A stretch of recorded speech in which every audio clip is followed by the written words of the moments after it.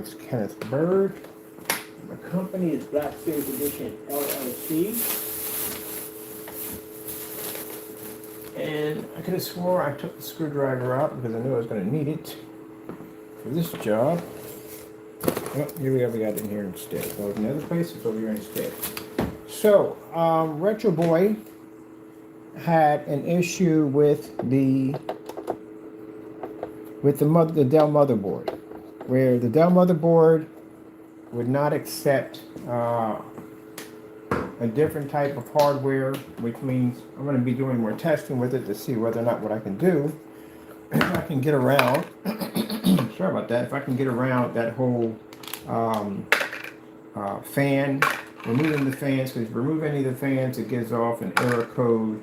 And if you basically go in and change out anything from the board you take out, it's going to give you error codes. So I am going to basically take the parts we have left over, and I'm going to basically probably order another i5 processor, and we have to bring one of the boards back online because I want to go in and I want to test why and how to get around that problem. So then what we have to do is we have to put in a whole new motherboard so we can basically use the PC, because it just wouldn't accept it. It wouldn't accept removing any of the fans. And if I wanted to run my RGB liquid cooling system, even with the adapter, it just wouldn't accept it. And also too was basically having some problems with the switches to turn it on and off. So it wouldn't accept those either. It wanted the original switches put back in. So that became a headache also. I'm going to take these out and put them over here.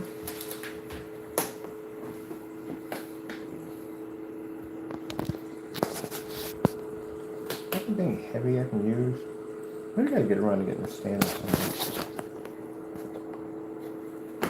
Let's put this, put it here. I guess I can put it there. Hopefully, if it stays there, it doesn't give me too much of a problem. I should be able to put it right here.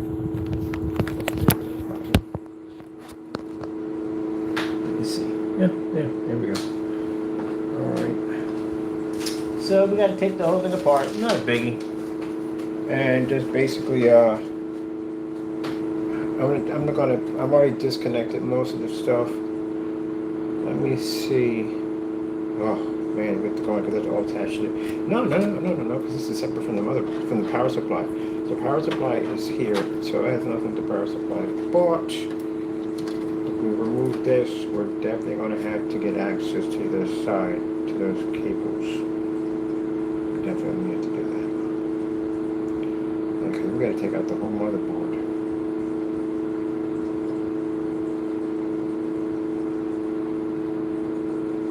If you need the liquid cooling system intact and just pull the motherboard out.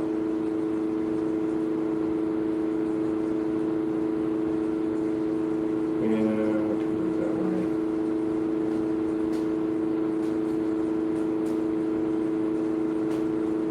The motherboard's not doing it anyway. This is not that much of my copper block, I swear. I don't want to remove all this. This is going to be a complete headache to take all this out. That's going to be a headache. I just need the motherboard to come out. So we removed the liquid cooling system. That should be good to go.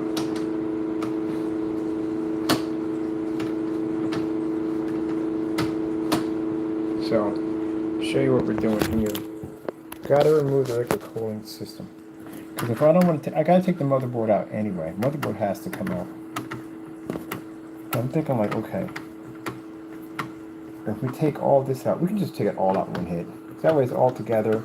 Because I really don't want to separate this yet until I actually get everything in here. I don't want any complications at all. And I got to clean that chip down either way. It's got to be cleaned down, so that'd be for tomorrow. But I want to get this out all together. I'm just going to take all out and then put it all back in again. So I just have to disconnect where these fans go to. And these right here. So I have to get in there. I got some cable management wire in there. I gotta get all that in there.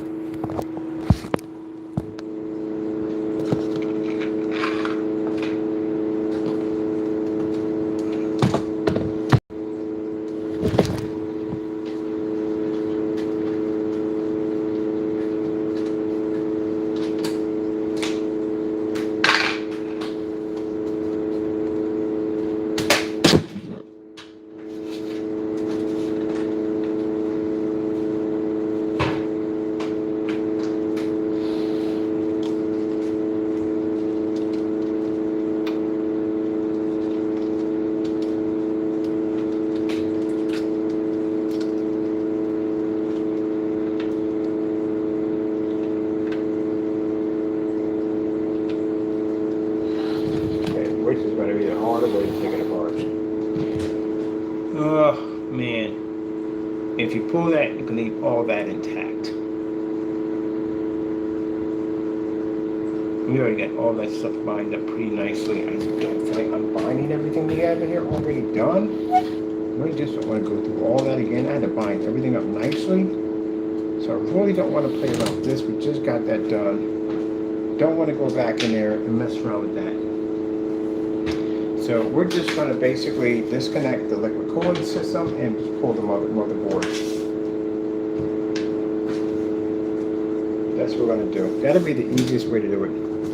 Because anything else is just going to be a nightmare. I don't want to go back here and mess with all these cables and wires and stuff. I got everything bound up just nicely back here. Really don't want to go back there and messing around, pulling all that out again, putting it all back in again. Don't want to deal with it. Just trying to do the easiest way as possible. When we took the motherboard out, we just had to separate the liquid cooling system. That's all. I just had to pull it.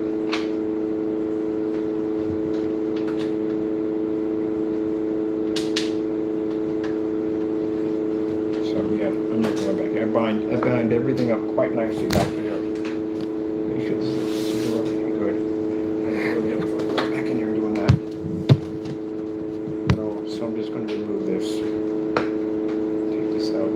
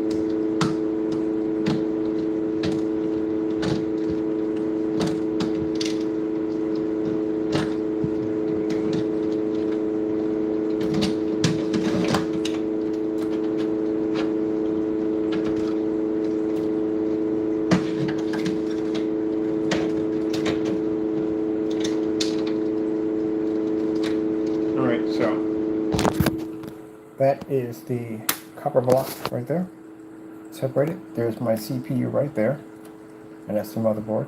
So we're not taking CPU out, we're going to just remove the motherboard, leave this to the side right here, so when the new board comes in, we put that back in, and basically we're going to clean that CPU up real nicely, and then we're just going to take that out and put that in the new board. That's basically about it. It's simple.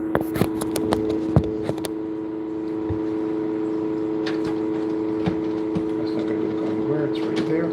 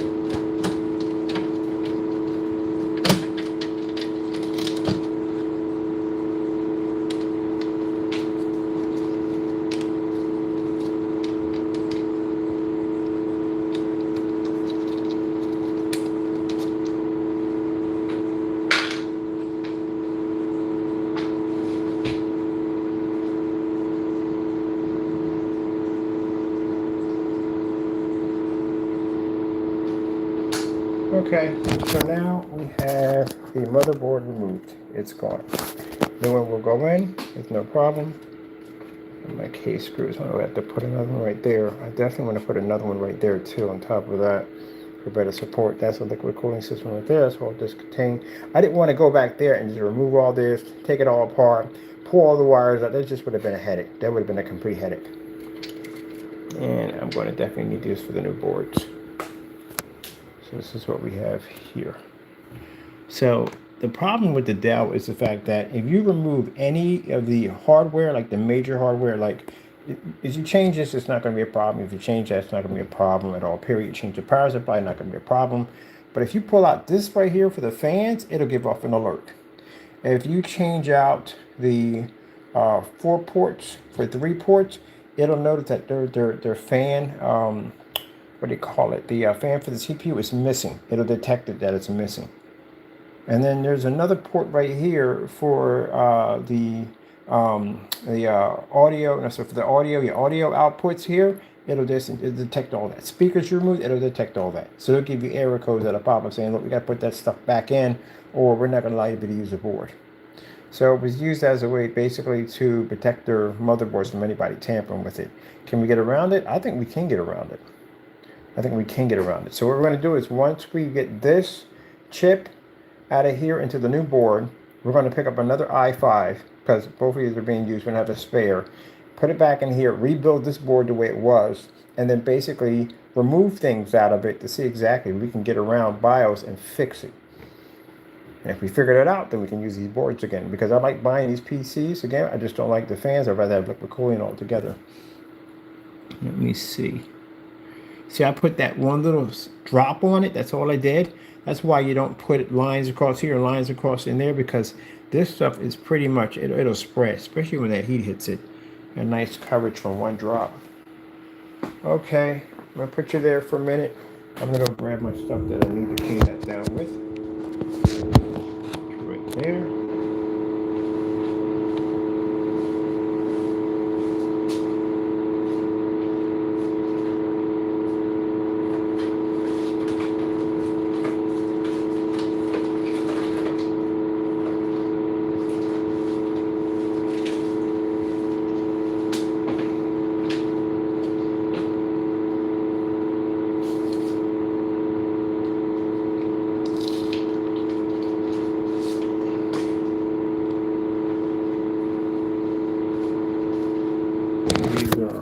Wipes that we use for cleaning down the CPU, so it comes up nicely.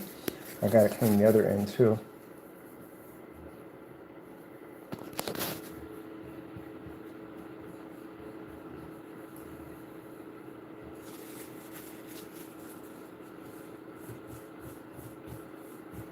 Sorry about that if you can't see that too well. And it can't damage your motherboard if you touch it by accident on your motherboard. It's not going to damage or anything whatsoever.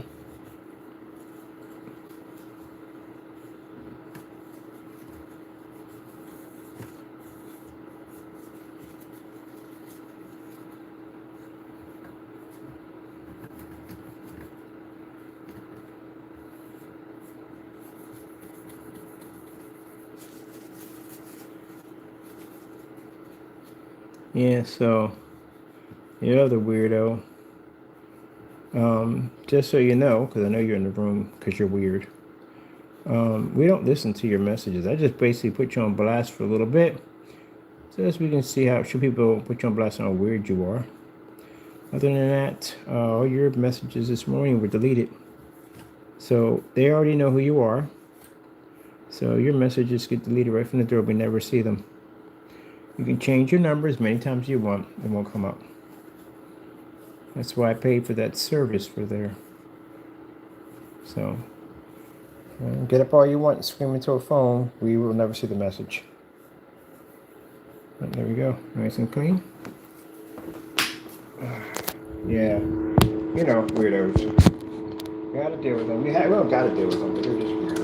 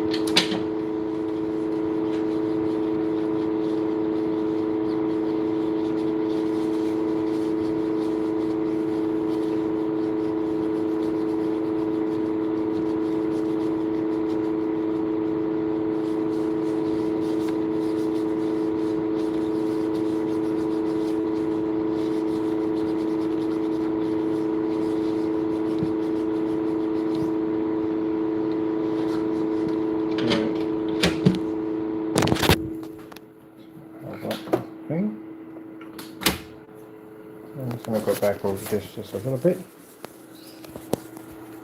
Better perfection when it comes to my PCs. I like to make sure that they're super clean. You know, I'm gonna explain something real quick. I mean, you don't even sound like the kind of person that would own one of those systems, but anyway. Bottom line is, I looked around and I try to find places that cleans the PS4 system. And the reason why you won't find any, because they had to void the warranty to get to the power supply, that's why. GameStop won't even do it. GameStop, I think, will do the bare minimum cleaning for you, but they really have to get into that power supply and clean it out, because that's where your main problem is going to be at. GameStop can't go in there. GameStop will basically deny your system if you touch those void stickers, because if they weren't trying to send it back and get their money for it, you know, they can't do it. And the reason why they can't do it, because you voided the warranty, and therefore it's no good for them. They won't touch it. So GameStop can't go in and basically clean your power supply, which again has to be clean. It has to be clean. So I don't know where you have to go. You have to take it back to Sony. Sony's the only one that has permission to go in and remove those void labels. So I was talking to somebody. He said, "Well, you know, I heard it on the guy say it too. You can take it to somebody and they'll clean it for you, but technically no, they can't clean it." Because they can clean the basics, which means they can go in and open up your fan and clean all that out and everything. But if they have to go anywhere where they have to basically void those stickers, you're going to have a problem there. Let me see something for a minute. So you're going to have to send it back to Sony. They're going to have to do it for you. Let me see.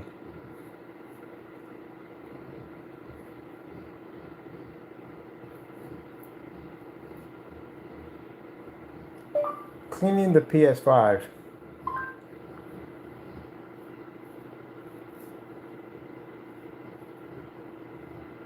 So yeah, from what I'm seeing here, if you remove the fan, you don't void.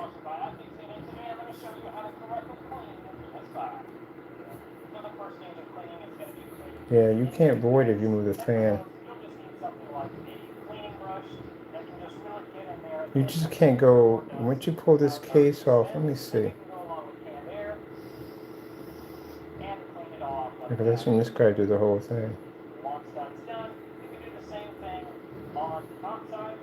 Yeah, you can get to this. You can get to that to clean it.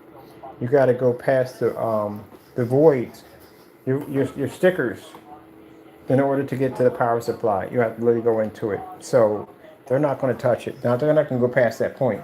They're going to clean out your system. They're probably going to put a compressor in it and just squeeze it or open it up and just spray all through it. And that's pretty much what they're going to do. I don't know how much they're going to charge you for it, but I do know for a fact that they can't go past that point because they'll void the warranty. They'll void your warranty, and they're not going to do that. They're not going to void your warranty. Unless you give them the okay and say, oh, you know, I don't care at the end of the day, just go in and just clean the whole thing out. But other than that, yeah, but no. And they might not even do it after that. They might not do it after that. Because there's no real, consent given. They can easily lie and say, well, I never said they could go in and do anything. They'll have to have proof that you literally gave them the right. You have to sign something. Give them proof, give them the permission to go that far in to do this, that, and the other. They're not going to do it just on word of mouth. So unfortunately, you're going to have to go in there and get to that power supply.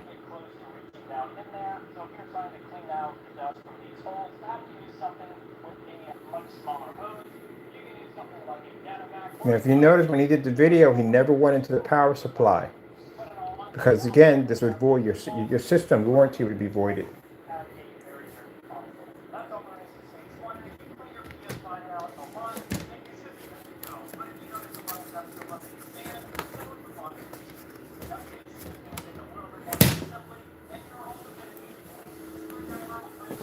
Keep in mind, even though if you even have your hard drives overheat, and when they overheat and they have issues, they don't function correctly anymore. So my hard drive and this compressed system right here had issues. It wouldn't run. I'm thinking it's a virus. We cleaned the virus out already.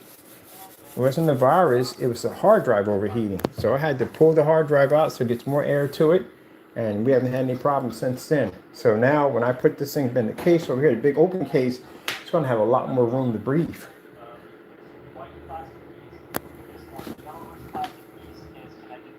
Wait a minute, where did he go?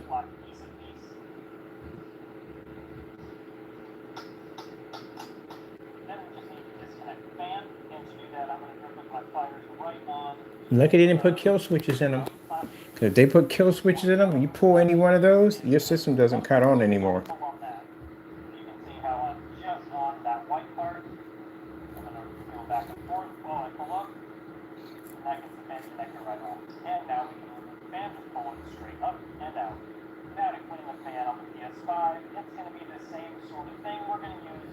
Yeah, he's not going near. He's not going anywhere near that power supply. And as the guy said, you have to clean the power supply. You're going to have to do it. Whether you like it or not, it's going to be done. And the thing about it is, no one's going to void the warranty for you. They're not going to do it. Unless you know somebody, like a friend, that's going to go and do it for you. You really don't care.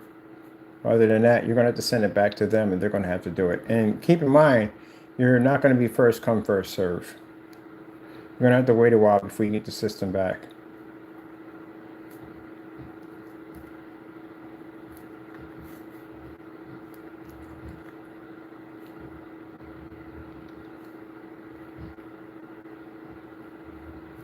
Look at that.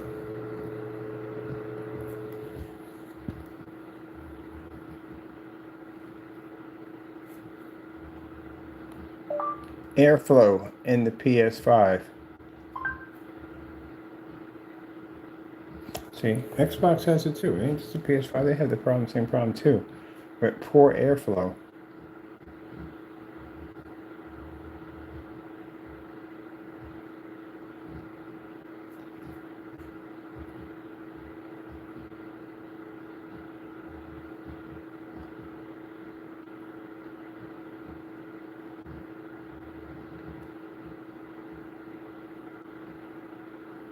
So, you know, when you have people up there, I don't know, they live in a bubble or whatever. When you sit there and say, oh, you're the only one who talks about that, it's all over YouTube. It's everywhere. Every tech person. They're even talking about the thermal paste, what they call liquid metal. It's very cheap. You don't want to mess around with that. And when it comes to the thermal paste for my machines, I don't mess around with that. I'll spend 30, 40, 50 bucks for a little tube because I don't play around with that thermal paste. That is not something you want to play around with. So let me get this straight. So I must be wrong. And that means all these YouTubers who have done these demonstrations on these machines, they must be wrong. And the system never overheats, never has any problems, doesn't need cleaning and all that. Come on, man. Even PCs need to be cleaned. And PCs overheat. That's why we got these massive cooling systems in them. Keep them nice and cool. I literally had to take my machine apart and pull the hard drive out so I can have it out in the open so it can get more airflow.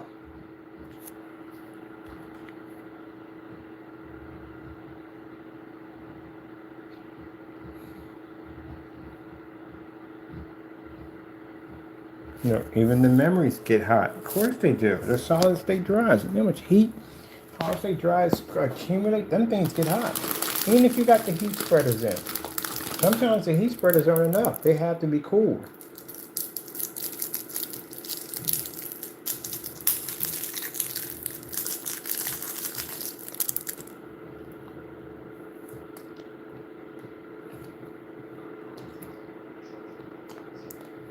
But it doesn't help to have it. It would run much better if they had it in an open case.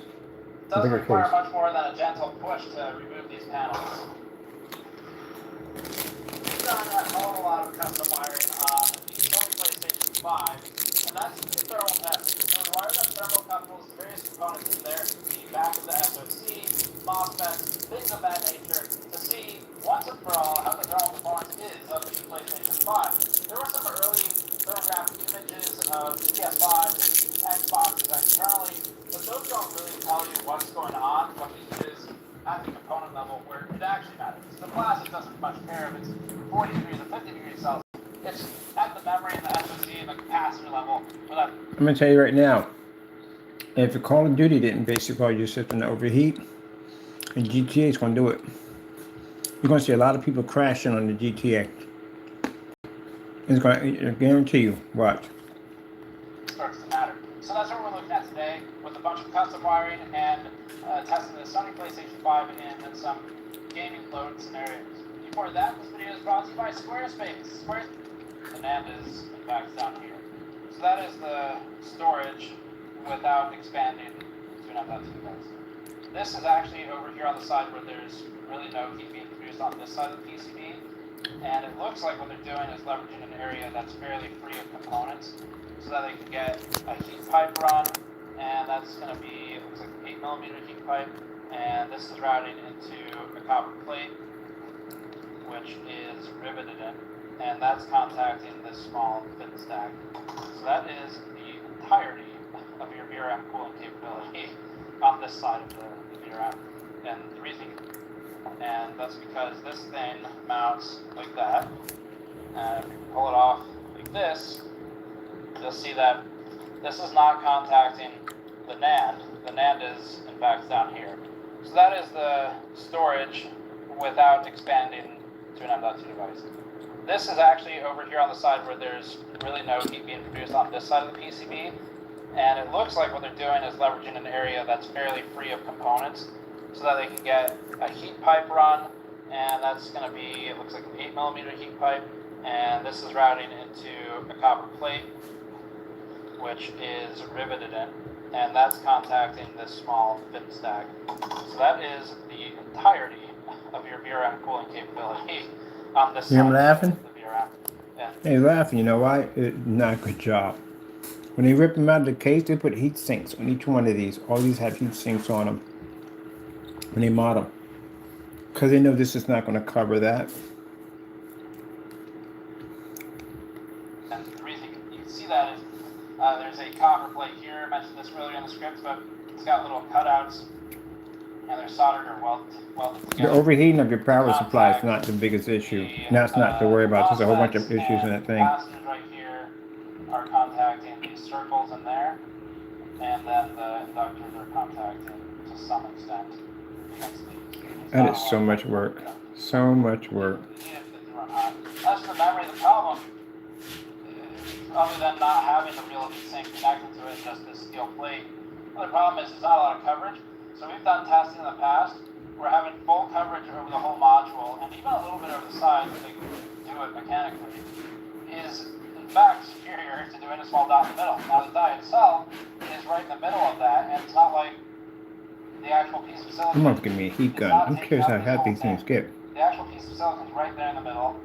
It's not large. It's split pit chip BGA, which means it's against the PCB.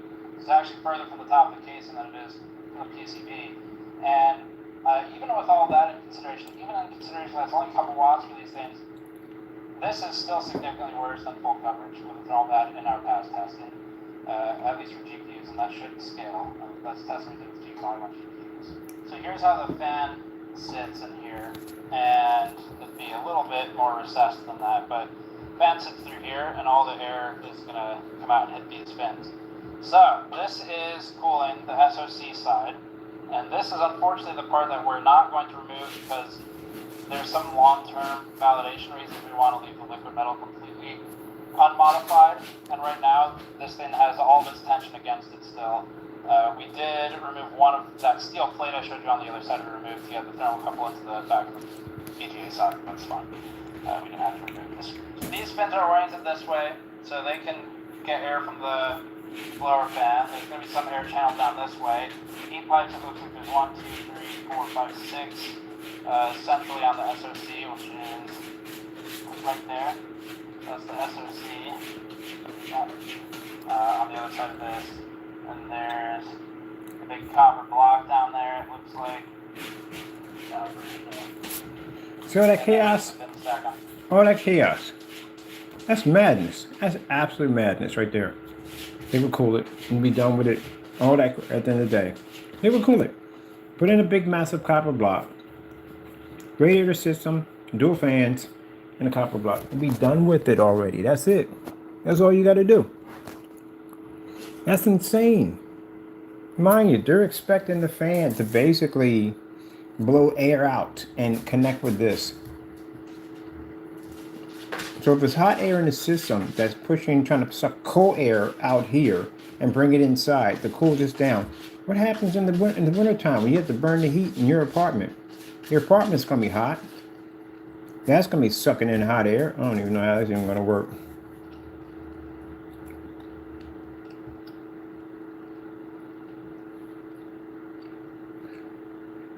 You could liquid cool it so easy, so cheap.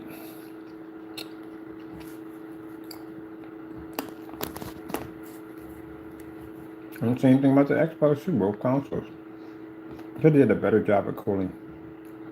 They got a giant massive heat sink on it. It don't work if you don't have a really good fan hitting that thing.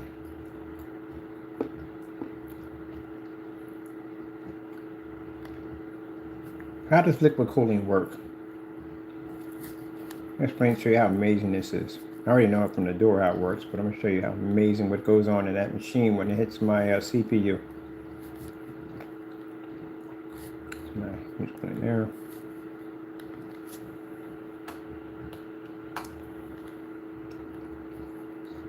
That's why I'm building me a bigger one, because I need a bigger copper block when I design. Man, I wish I had $750. It's beautiful. Like the sign says. It says $750. Donuts? Water.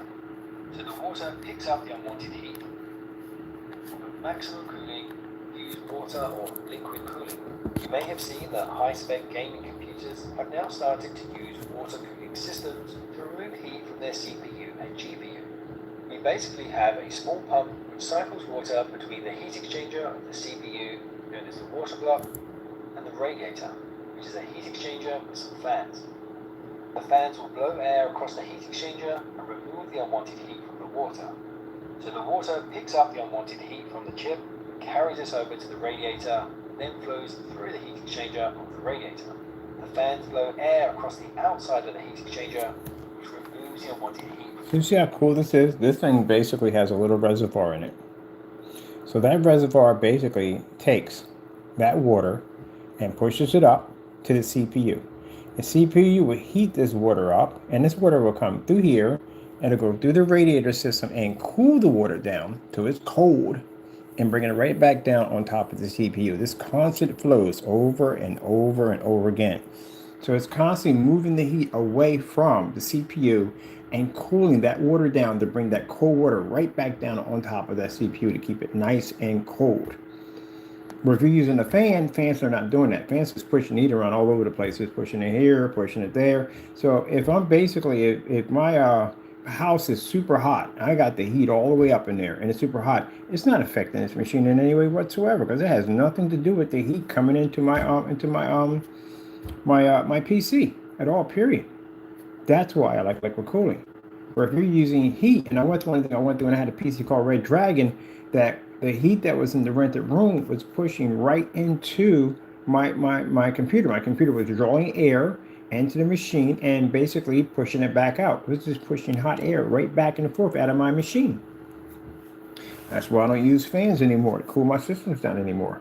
The only ones and even when I have a system that's open, it's in a torture rack system because it's out in the open, it's still heat still hitting the machine. You need a separate cooling system to keep it nice and cold. This is what they should have put on the PS5 or the Xbox system. Both of them, they should have had them on there. And put it in a more open case. Would have been really nice. Water within. The water therefore leaves cooler and returns to the chip to pick up more heat. The reason this method is so efficient is because water has a substantially higher heat capacity than air, which means it can pick up more heat. Additionally, rather than pushing air across the fins, blowing the heat across other components, the water-cooled system is collecting the heat and moving this away, and then rejecting it completely from the system. This method of cooling is increasingly used in power electronics. Okay guys, that's it for this video, but to continue your learning, Just to put it on so many ways. That's the reason why I use liquid cooling. Because I had that PC called Red Dragon, had 4 intake fans that were designed to draw in lots of air from around the outside environment and bring it in. And I had fans that were designed to take that air as it pushed through, collect the heat off the CPU or any components that are generating heat and push it right back out. But the problem is if the environment is warm or environment is hot, then guess what? Your PC becomes hot. So, liquid cooling, definitely the best way to do it.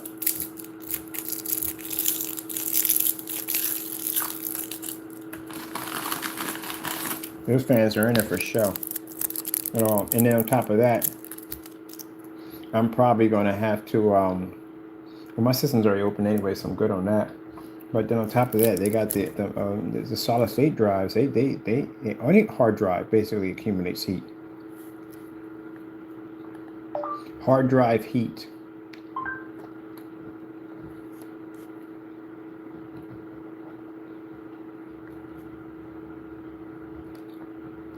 Things generate heat. That's why they got heat spreaders on them. RAM generates heat.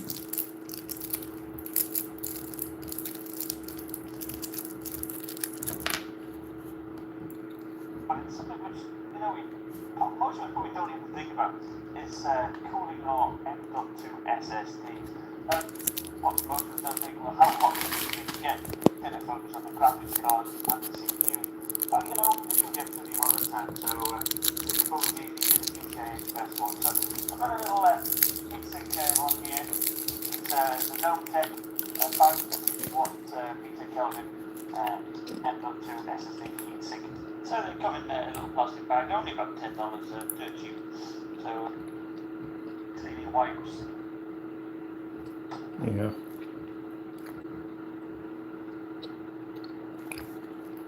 So them little chips, they overheat, they get hot. You want them heat spreaders on. Anyway, I'm pretty much done here.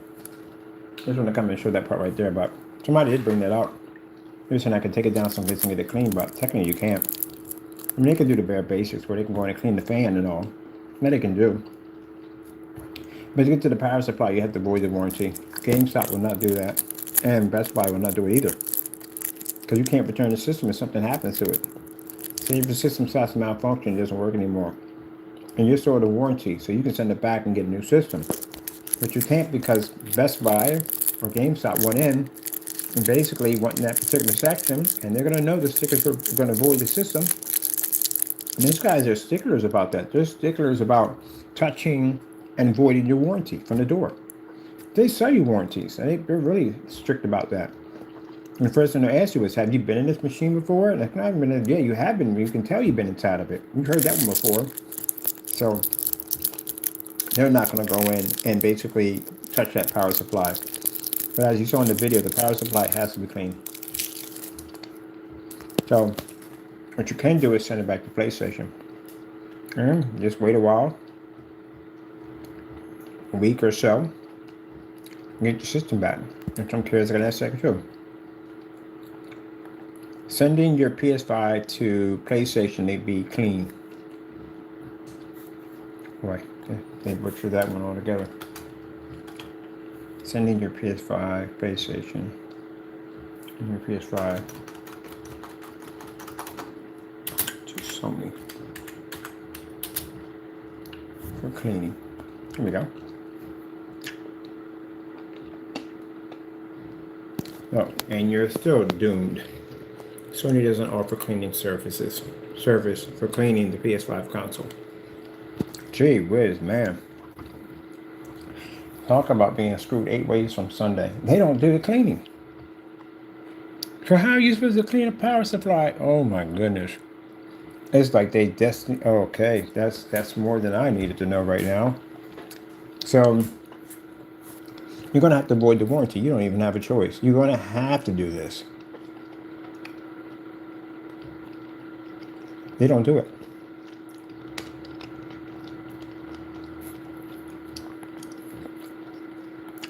How much dirt does a PS5 power supply get? I know power supplies, other machines get tons of dirt. I'm constantly to clean those things though. Not constantly, but I gotta clean them out. Either way, it gotta be clean.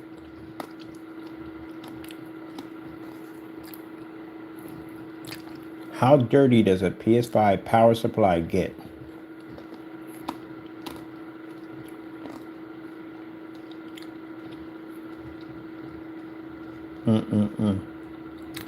I mean, that's kind of messed up. I'll tell you why. And then notice system's going to get dirty like that. At least give you access to that part to clean it out. It doesn't make any sense. That's crazy.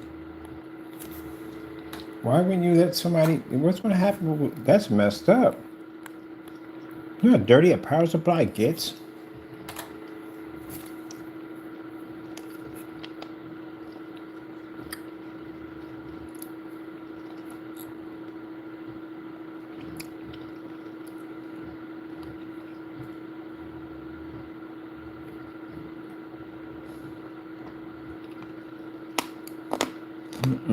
It is.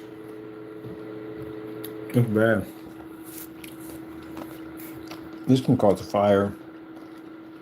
This can basically build up on your circuits. Cause your circuits to overheat and blow.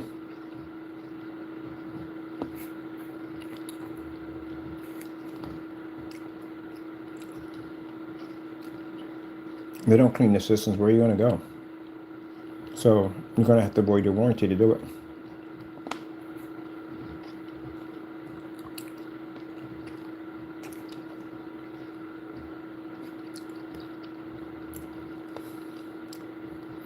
We're going to pick up a PS5 and see how long it takes for this thing to accumulate, how much dirt. I got to do some experiments on this. Xbox system too. Everybody thinking that I'm just picking on the PS5 and I'm picking on the PS5. Both consoles have these problems. I'm going to check on the Xbox in a few minutes. And can you send that thing to be clean? You know, nightmare would be if someone told me that I had no way of getting into my PC to clean it out. You know how dirty those things get? I'm even terrified to open that thing right now. I haven't been in there in a while.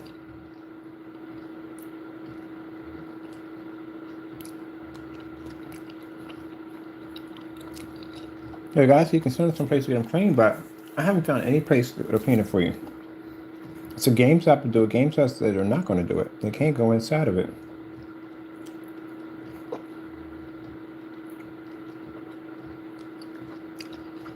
You can clean the fan yourself. That's no problem. It's getting past that power supply.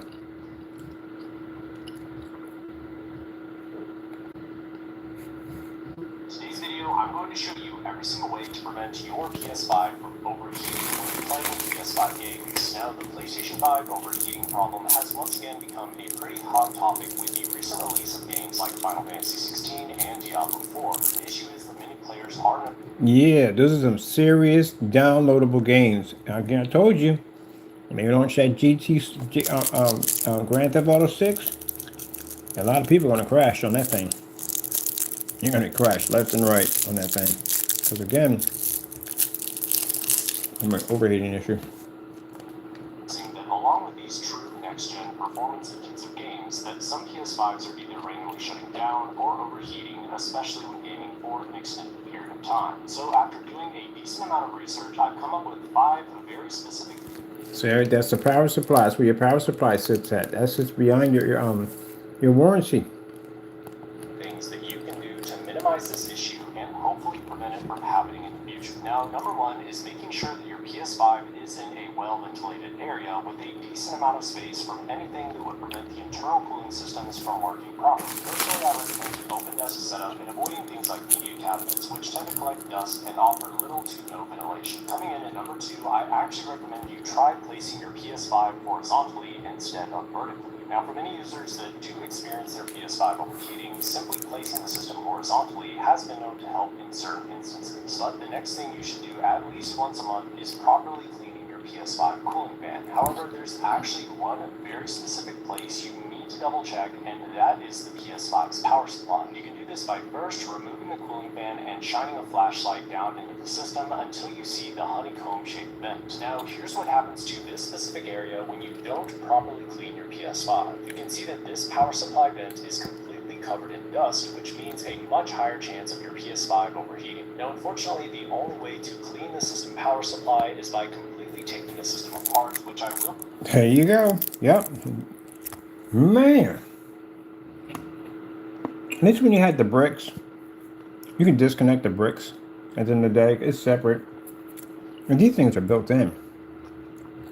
So that makes it scary right there. I like the power bricks. The power bricks are much better because you can open up a power brick and spray it out, put the top back on top of it, plug it back in your system, and you're done.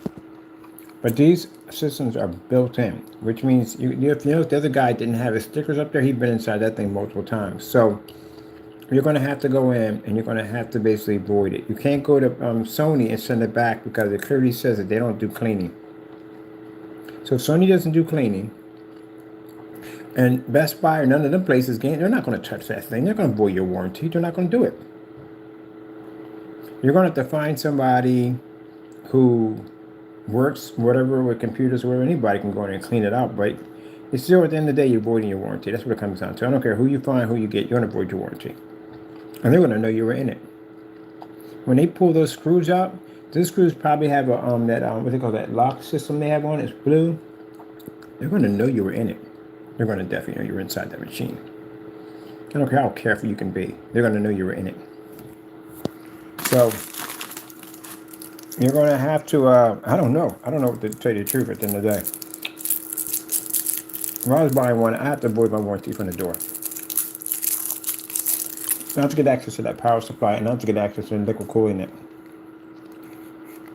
Be doing step by step in a future video, but the best way you can prevent this from even happening in the first place is by just simply taking the time to properly clean the system at least once. Why would you have? Oh, because air has to connect to the. I told you that. Gee whiz. I'm just now seeing this. I'm sorry, some people have said about this, but they built your system jacked up. So this air running right here blows down in that little vent. Because I'm like, why do you have a vent open? And this is going to accumulate dirt. Dirt from there is going to come outside. The dust is going to fill in here. And it's going to push down that little corridor where your power supply is at.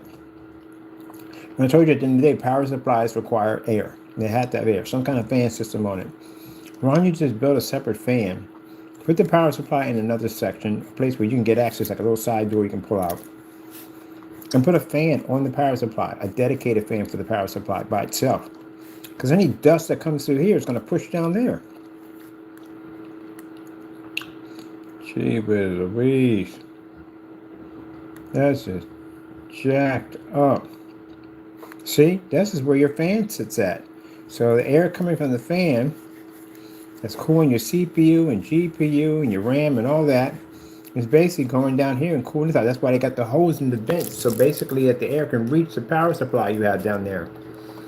But the problem is any dust and dirt that's going to push through that machine or any heat from your outside, from your apartment or your home, it's going to go in the same direction. I just waited for the power brick, would have been much easier.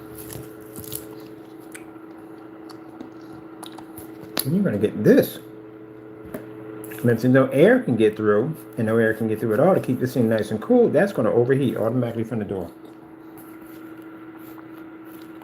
Area when you don't properly clean the PS5, you can see that this power supply vent is completely covered in dust, which means a much higher chance of your PS5 overheating. Now, unfortunately, the only way to clean the system power supply is by completely taking the system apart, which I will be doing step by step in a future video. But the best way you can prevent this from even happening in the first place is by just simply taking the time to properly clean the system at least. By just simply taking the time to even happening in the first place is by just simply prevent this from even happening. Video. But the best way you can prevent this from. Yeah, look at that. Your heat sinks are right there. There's your heat sinks. And I'm pretty sure down here, in one of these compartments over here, is where it leads to your whatchamacallit, to your power supply. So wait a minute, the heat sinks run all the way over here. Just the aerating here is supposed to see. Come on. The air is blowing here and it's supposed to push all the way through. The heat sinks are huge.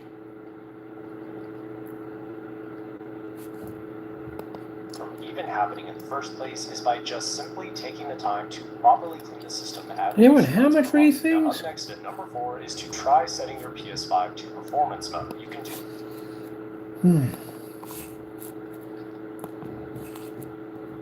Xbox Series X cooling system.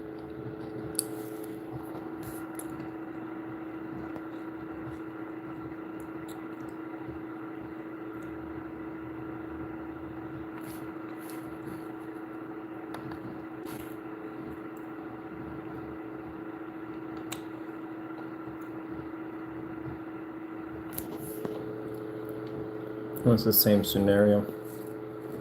This literally should be on top of this.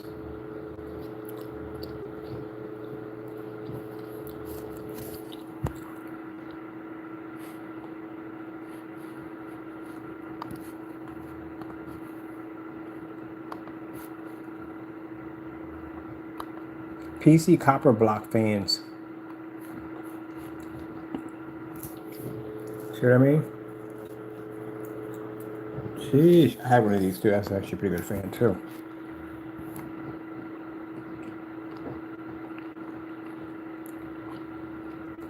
Oh, these take the liquid cooling. Yes, they do. Yes, they do. There's the plugs in the front for them. Oh, you gotta get some of those. I want to build my own block system.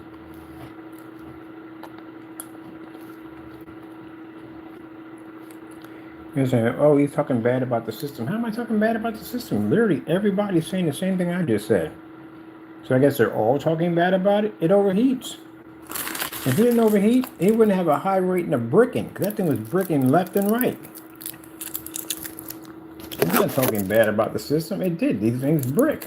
But what I just saw, the fan system, that's it? That's just blowing air on this massive, huge. That's like basically this is your whole heat sink. And that's your fan. That's pretty much it.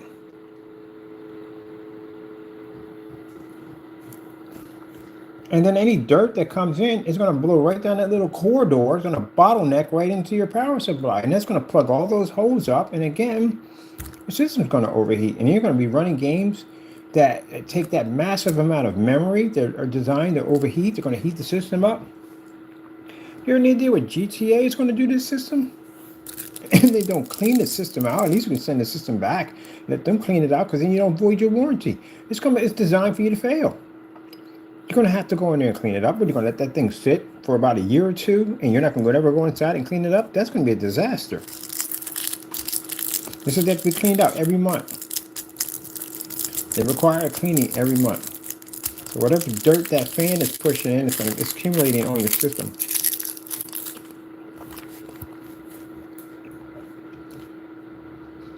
That's why it pays to do research before you buy stuff.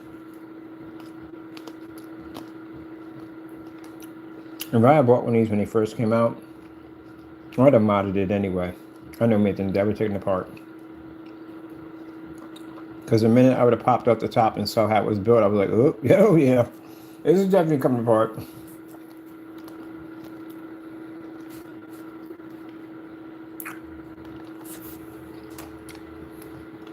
You understand? The console systems back then didn't have all this stuff. They didn't.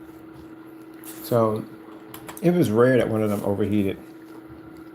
But the more and more they build systems like PCs, and you don't want to give them proper cooling, you're going to have problems.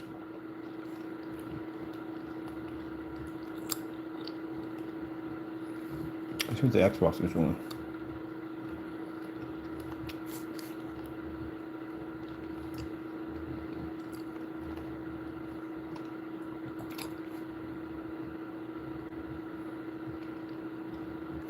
These are mods. Somebody modded that one.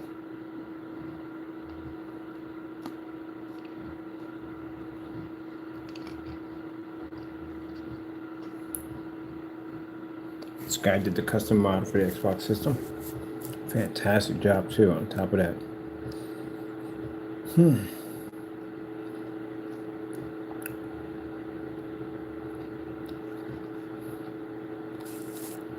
That's a problem.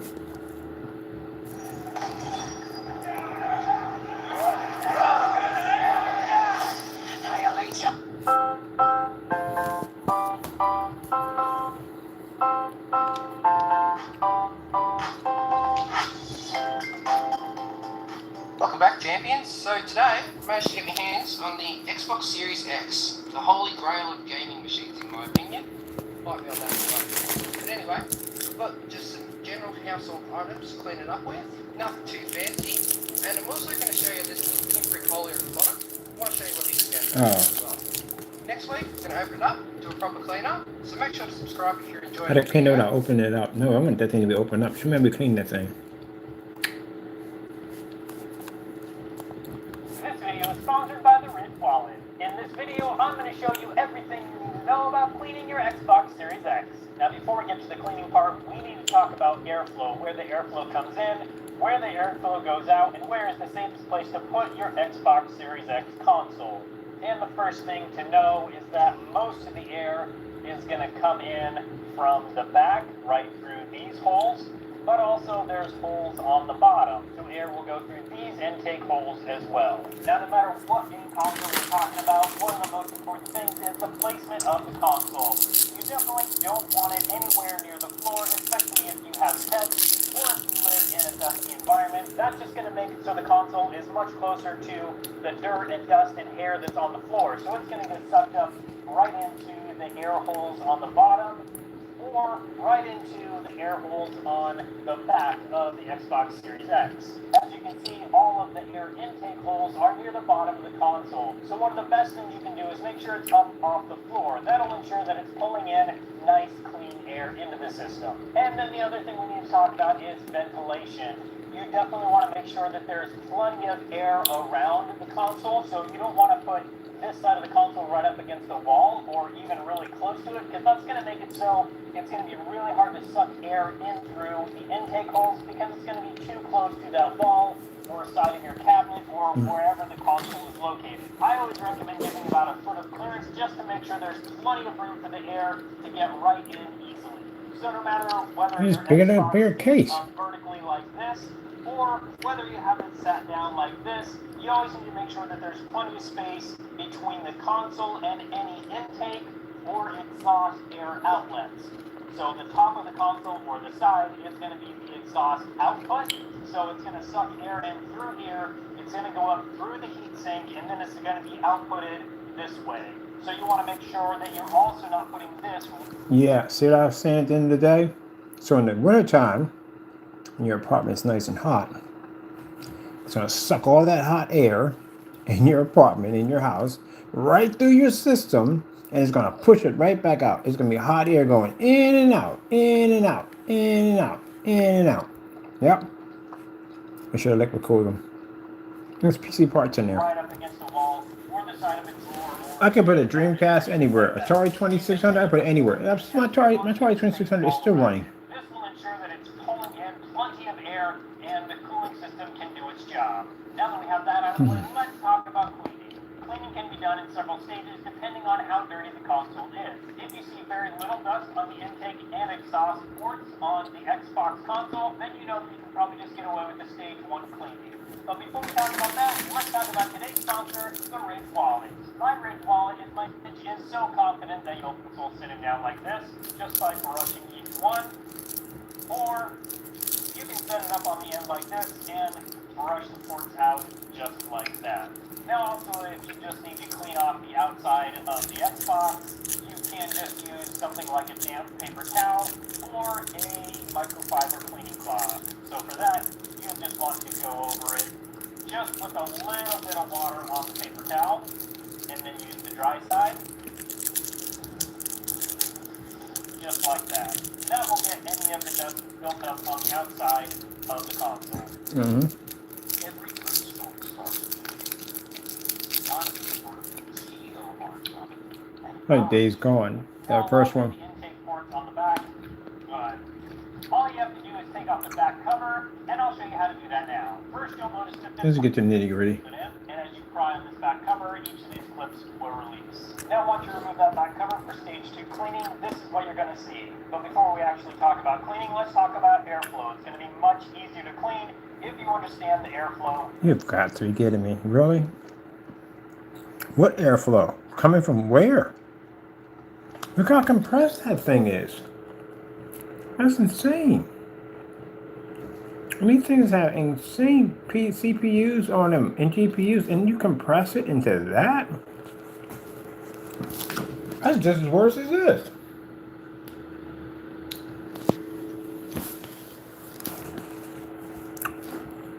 Oh man. This is frightening. Of this console.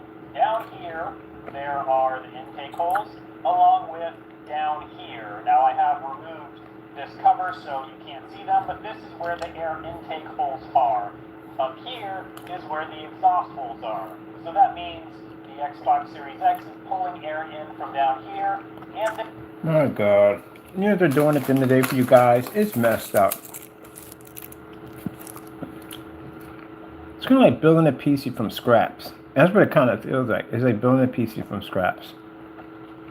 And you slap into a case, throw a couple fans on it, and be done with it.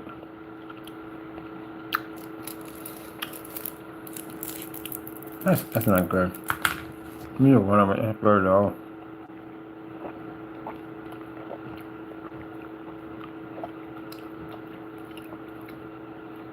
Yeah, this one. This has got a bigger fan on it.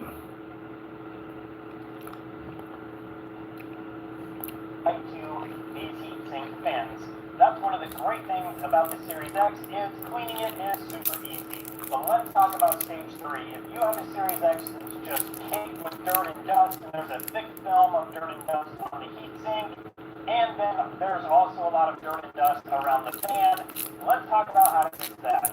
And the first step to stage 3 is going to be to remove the fan. We'll be just using a Torx T8, and we need to remove this one. Wait, there's no warranty void. Oh, let me see. And like I said before, if you've not taken your console apart before, then this sticker will be covering it and it won't be visible. You do have to break through the sticker, or you can peel the sticker off to get... Oh yeah, there it is right there. So bottom line, if you break through that sticker, they know you're in it. These are the void labels right here. Anytime you got a system where all the screws are exposed but some of them are actually hidden, that's because bottom line is they don't know you've been in the system. This is what you're going to see. But before we actually talk about cleaning, let's talk about airflow. It's going to be much easier to clean. You got that here. Is where the exhaust holes are.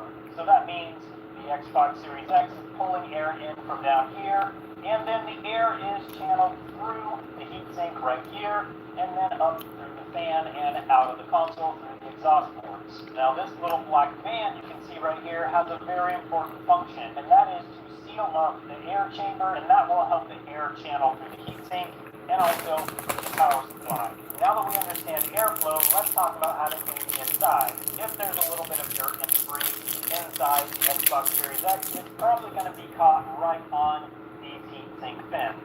So what you're going to want to do is get a vacuum and your brush, and then just go down and clean off all of the dirt. The brush can loosen it, and the vacuum will pull all of it out. And that will get most of the dirt and debris that is caught up on these fins. These fins need to be as clean as possible because this is where the cooling happens. The air moves over these fins, and as the air moves over them, it takes a bunch of the heat and then exhausts it out the top of the console. Wait a minute. This heatsink is direct. These things can be vegetable cooled. They have a distless. Literally, you can. So you can drop this whole entire thing in vegetable oil. All this can be dropped into it. Even the power supply, everything.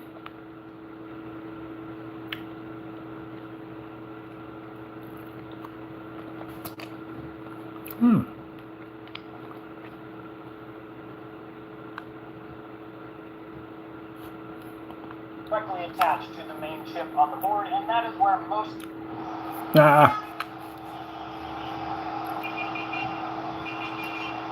heat is produced. So it's very important to keep these fins clean so they can get rid of as much heat as possible. That's all there is for stage 2 cleaning. You basically just have to remove this back cover, and then you can get right to these heatsink fins. That's one of the great things about the Series X is cleaning it is super easy.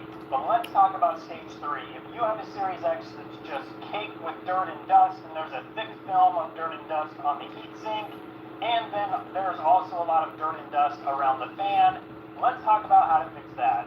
And the first step to stage 3 is going to be to remove the fan. We'll be just using a Torx T8, and we need to remove this one large screw right here, and then this screw over here, and this screw over here. After all those screws are removed from the fan, we need to remove this fan connector.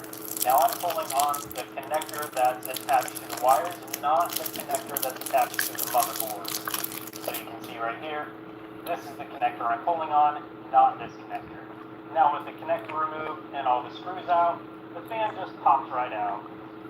So this is the back side of the fan. This is where most of the dust and dirt will likely be if you have a really dirty console. And the fan can just be cleaned like all the rest of it. I would just take a brush like this and just clean up all the dirt and dust, and then just vacuum all of that up as I clean.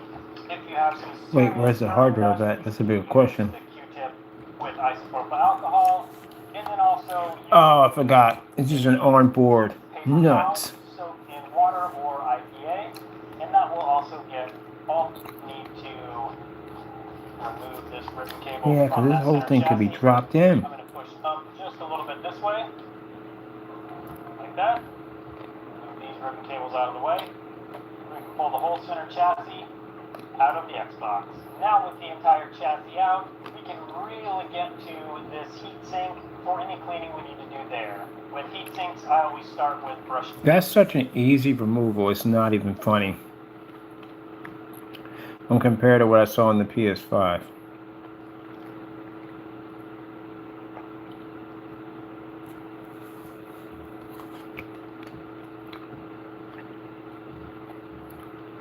This is the heat sink they have right here. It's a radiator system. I almost got a radiator system. We can custom liquid cooling for that. We have to build it, can't buy it, because that's not going to work.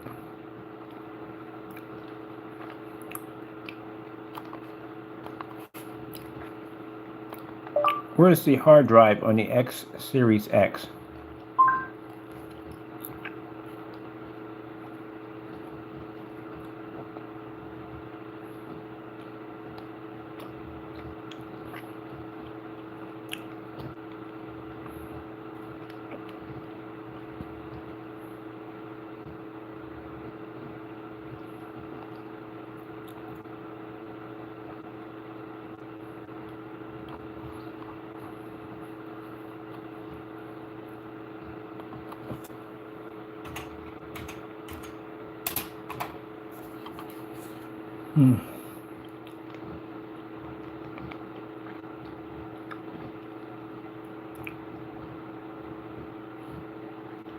No, it's an Xbox Series X. Where the hard drive can you have to buy it with the drive? I don't want the drive on it.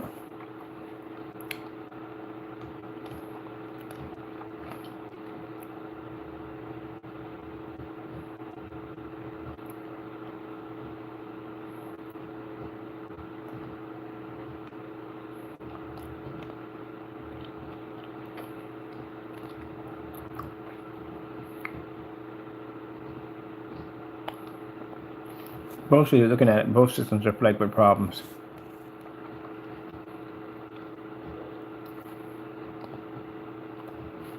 This video is sponsored by JLC-PCB. The Xbox Series X and Series S consoles both contain a removable SSD, but is that SSD replaceable? Is it something we can just clone all the info onto another SSD and it'll work fine? Can we swap them between consoles? Those are all the questions we're going to find out in this video, so let's do this. I've got a donor Xbox Series X console with a known good SSD that I'm going to swap into this Xbox Series X console and see if it works straight away, or if we need to do a software update, or maybe it doesn't work at all. So first I'm going to punch this SSD out of this Series X motherboard. There we go. Now one of the unfortunate things about these SSDs is they're buried all the way down on this bottom motherboard. You basically take the entire console apart to get to this SSD. I've already got this one taken partially apart. It's a no-win situation with either system. Some people get mad at me and go, "Oh yeah, you're just beating down the PS5." You literally got to take apart this thing to get to a freaking hard drive. It's easier, more compact to pull out, and everything's more intact. But you got to strip the system down just to get to it, to change at the hard drive. They're making it so they don't want you to go there. That's the reason why they have it that way, because they don't want you to go there. Where the PS5 is more friendly, it will allow you to go there and change that out. Does it make it any better? No. And the reason why is because if you want to upgrade for the full 8 terabytes, which the system can easily do, it costs you a lot of money to do it. Way more than what the system's worth. Man, it's just, man, they really fumbled these systems pretty bad.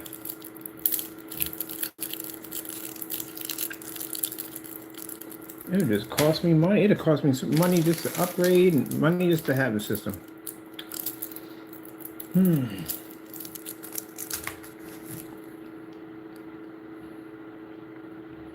They're gonna take this whole thing apart. So is the memory meant to be upgraded? If the memory was not meant to be upgraded, yeah, they would stick it deep in the system. You'd have to work to get that thing out of there. But if it was meant to be, it'd be easy to get to. It's right there. Open this up and get to it. Blah, blah, blah. You're done. Eventually, they don't want you changing it.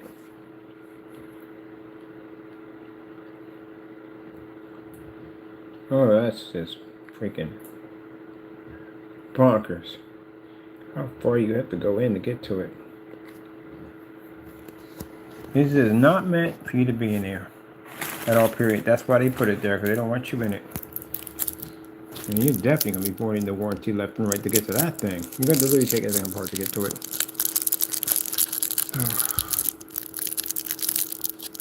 That's why I said at the end of the day, people,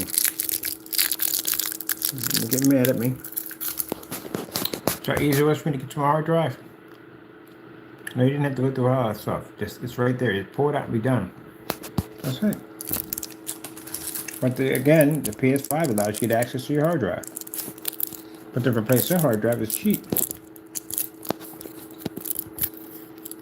That's why we get people that come in the room and say, wow, we can max out to 8. And that's what Xbox comes at you guys. And they're even talking like, well, we can do 8 terabytes of hard drive space. Yeah, but it's going to cost you more than what the system costs. And that's true. But at least at the end of the day, that they can get access at least to the hard drive. They want to change out to a 1 terabyte, 2 terabytes. Even 4, they got easy access to it without even voiding the warranty. Where on the other hand, you definitely have to go digging to get it. Let's watch this and see how far he's got to go in. Man, that frustrates me at the end of the day.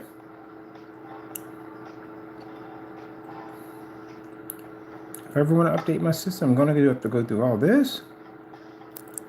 MacGyver!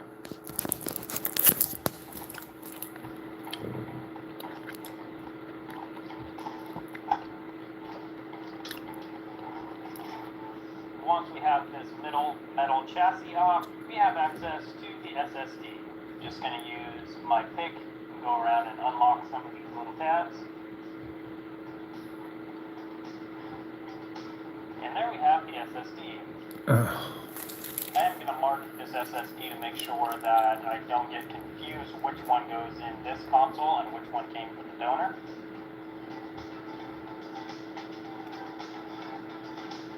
And now I'll just wiggle this one back and forth, pull it out. It is interesting they're using SSD. It's going to allow you to plug stuff in to upgrade, right? And that's what we're going to do. So we're just memory carding it. Now we're going to put this one into this Xbox Series X. Now I'll put it back together and see what happens. Put it all together and make it complete. It's working.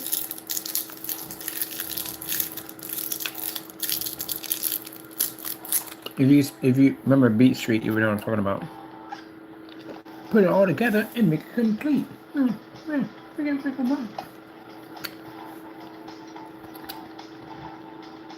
It isn't really hard. There's an optical drive right there. Test this Series X, so now I'm going to hook it up to the TV, turn it on, and see what happens. Okay, so once again, we have the SSD from a donor board that did not come in this Xbox Series X. Let's turn it on and see what happens. I don't know if it rejects it.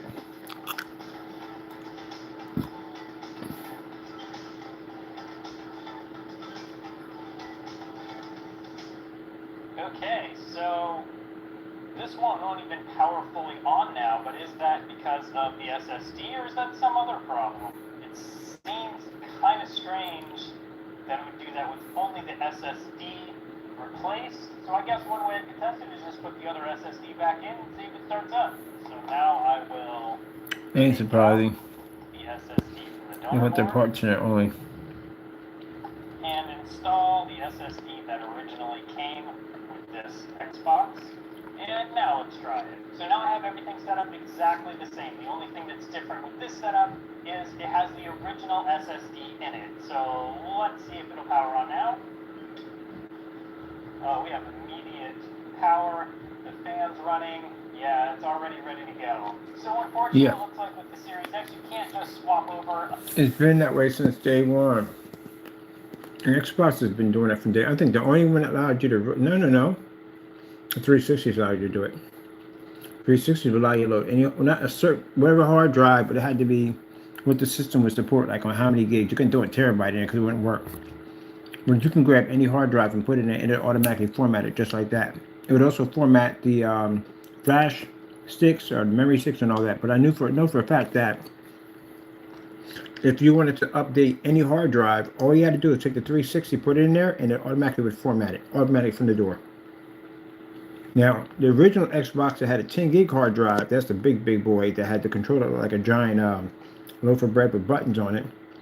You couldn't change that out. If you took out the 10 gigs and put another one in it, it wouldn't even work at all. It would do the same thing that one just did. But the 360 allowed you to format any hard drive you wanted. You just only could, the highest you can go was, I think they had 64, 128, and 512. It's the highest you can go. But apparently after that, they stopped it. Of course, no, you're not going to be able to do that. That's why I told you at the end of the day, if they bury that card that deep in the system, it's not meant for you to be in there. Another SSD, even if it's from another Series X. So my next question is, can we clone them? I'm going to try that next, but first... Oh, that's another thing too. You couldn't swap them out from other boxes either. That's another headache. Not from the 360, from the other Xboxes. You couldn't do it. I'm going to get this SSD updated, and then we'll clone this one onto this donor SSD. So we'll take out the SSD.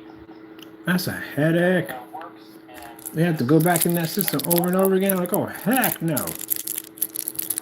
and we'll clone this SSD onto this one. I'm going to be using this safe cloning tool. I got this off of Amazon. I'll leave my affiliate link down in the description if you'd like to buy one of these for yourself. But let's try it out. You see all this extra stuff you got to have now to actually upgrade your hard drive on your console system? This is what I'm talking about. Why didn't they just give them bigger hard drives? If you get bigger hard drives, you wouldn't be doing any of this to begin with. You don't have to worry about it. You got a bigger hard drive in there.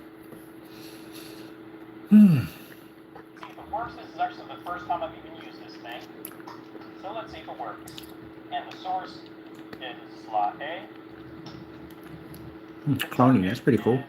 Slot B. They're marked right here. Now this specific cloner doesn't have holes for this small of a drive, and right now you can't buy this size of drive with a 1 terabyte. I don't know for sure if that's the only reason. I'm just going to use a piece of foam, and that will just help them stay down tightly. These are 1 terabyte hard drives. There we go. I'm just going to flip it over. Power it on. Shows up drive A and drive B. And now we're going to clone.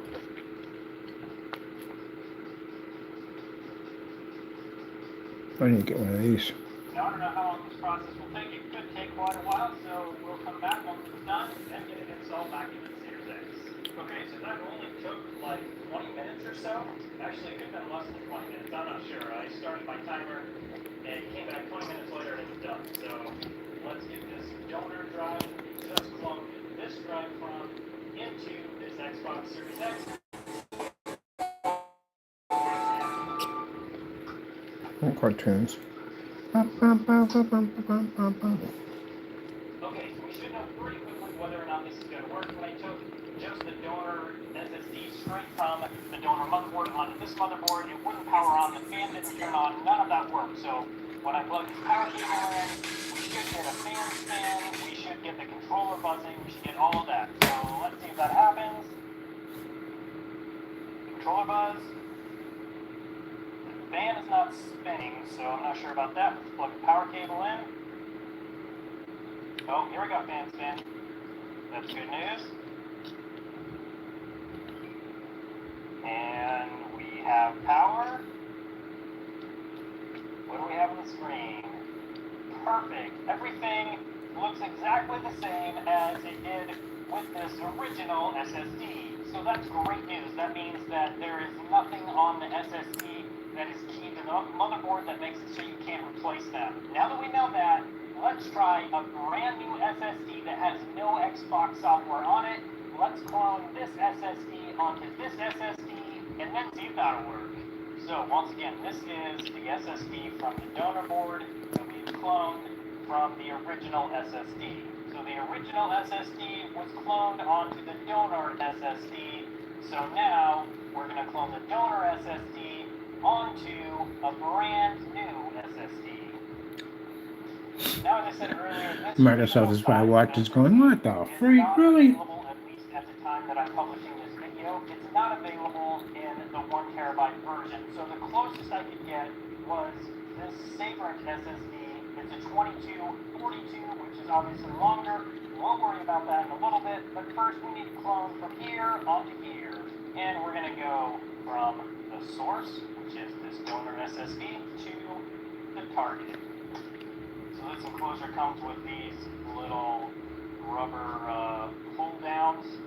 You just push right in like that. Obviously, this one doesn't have one because this enclosure is not made for that small of an SSD, since they don't sell them anywhere. At least not easily to get. And now we'll turn it on. It does recognize both. And now it's time to clone. How much you pay for this thing? Oh, it won't clone. I wonder what that means.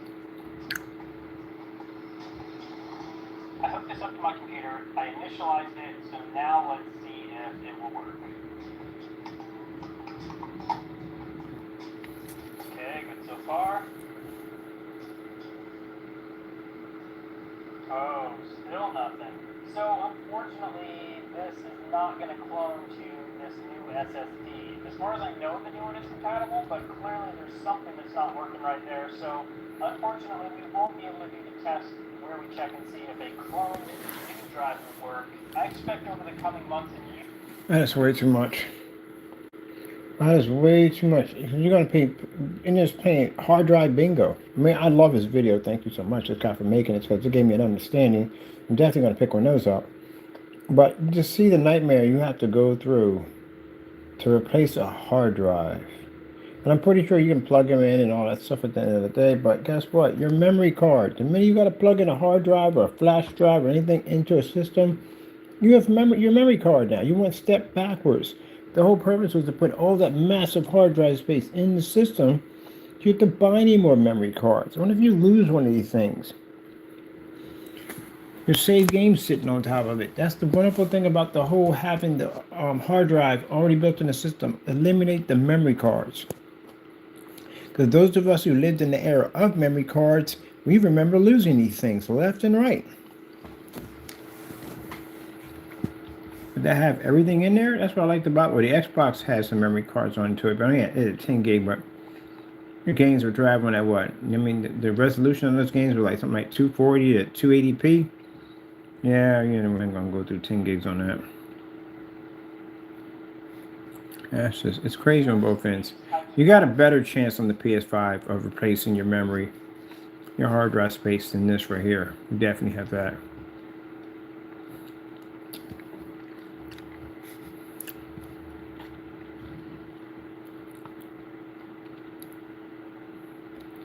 Replacing the hard drive on the PS Slim.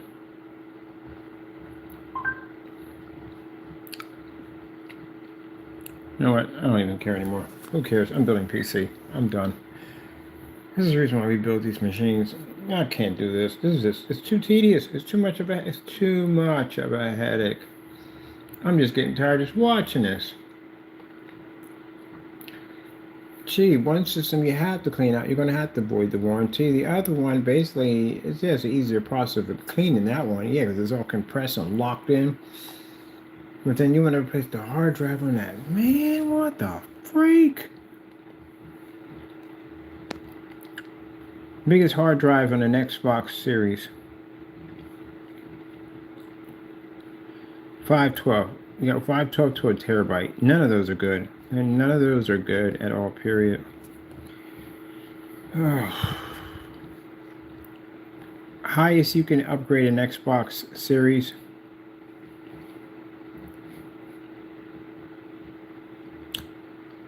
The highest storage capability for the Xbox Series X. One's 2 terabytes.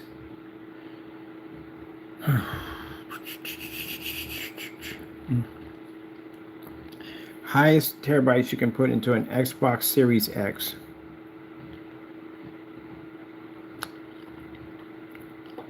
Xbox Series comes with 1 terabyte of external solid state drive.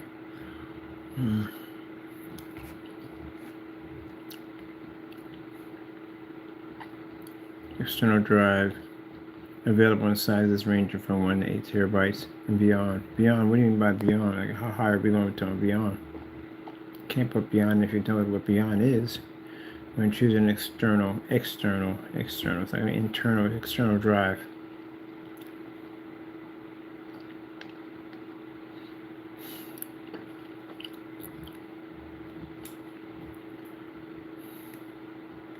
Installing 8 terabytes to your Xbox Series X.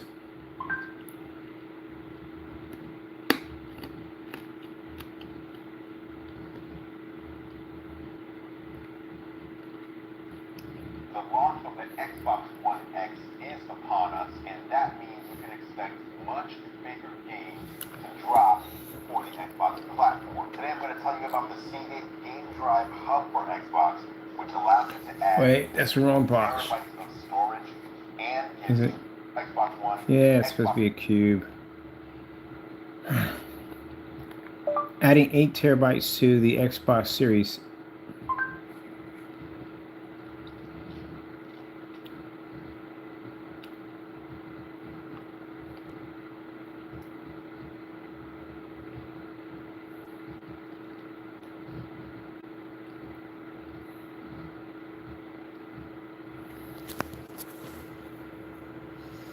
Okay, I'm done with that. I'm done. I'm literally done with that. Xbox specification Series X. Make sure we get the right one. Yeah, Xbox has so many names. I don't know which one I'm talking about sometimes. I really don't.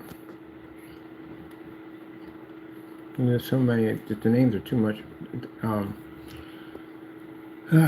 much.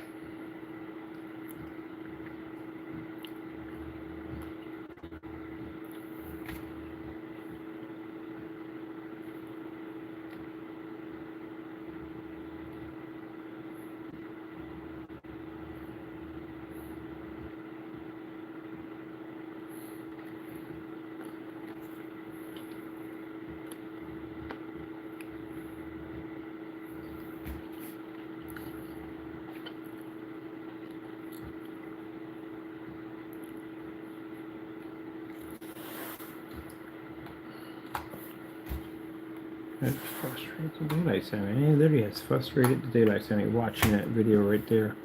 That's frustrated the living daylights out of me right now.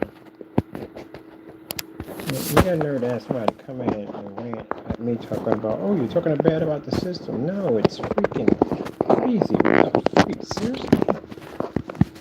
I mean, I have to go in. I can't ignore the fact that I have to clean the system. It has to be clean. If I don't want to clean the system, there's a lot of money I spent. You invest a lot of money in the console system. You're going to spend money for games. Games add up. That's your investment right there. You have thousands of dollars worth of games sitting on your wall. You pay for a live subscription to go and play online.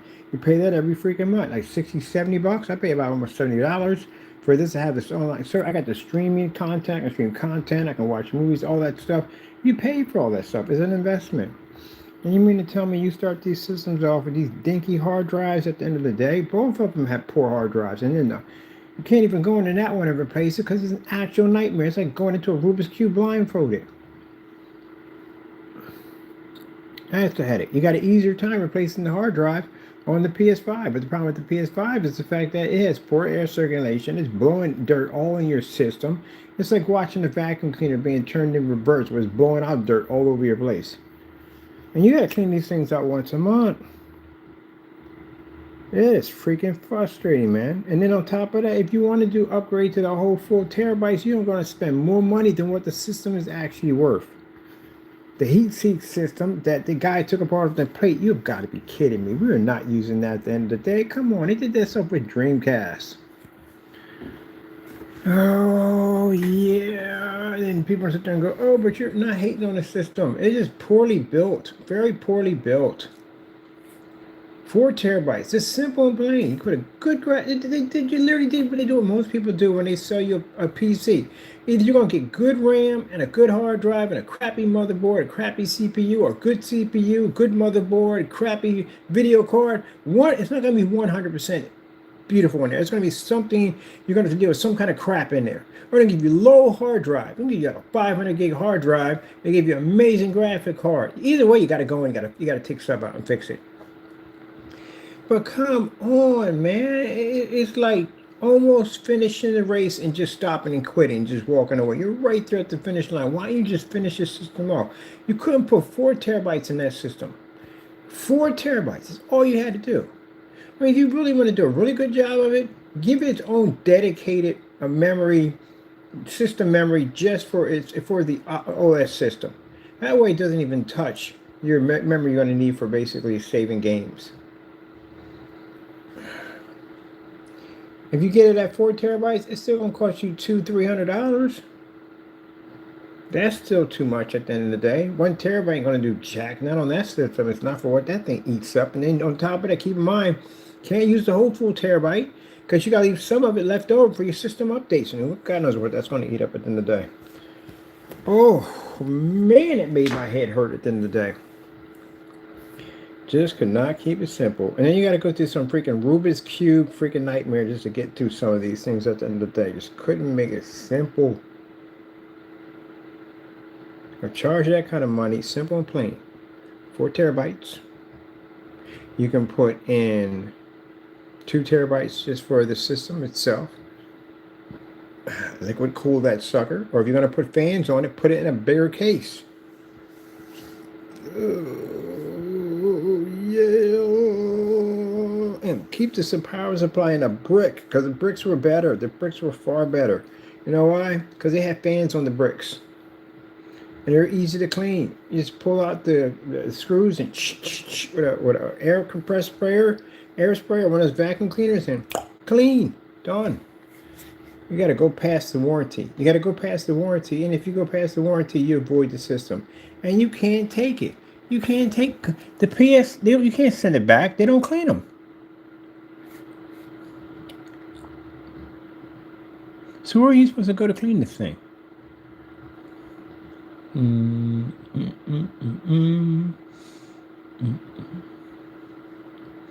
I think after this fiasco, if they turn around and with the next console systems come out and they do this stuff to you guys again, they give you guys, man, they might just give you guys like a terabyte of hard drive space and say, look, at least we gave you a terabyte, at least you can get 800. And this game's going to take 10 times more memory. They give you guys a dinky hard drive. I think a lot of people are going to switch over to PC.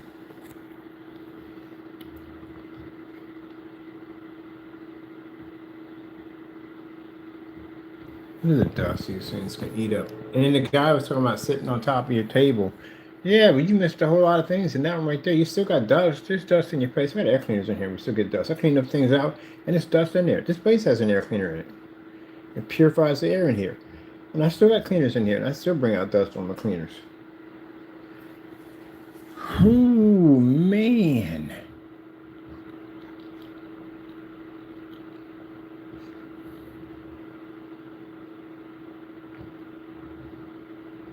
But if the Xbox system is easier to clean, it is. Everything's all compressed together. It's tightly sealed, so there's nothing that can get in anything. Everything's on the outside, not on the inside. Because you see how well that thing is combined, built together. So you're not going to get any dust on the inside of the machine. It's all going to be on the outside. But she's definitely right about that. But the PS5, they put the ports right there. They got the huge, massive heat sink. If that thing gets blowing, bringing it, sucking in dirt, dirt's going to go in each direction. It's going to go in your power supply. I am not liking this at all, period. Tropical fish.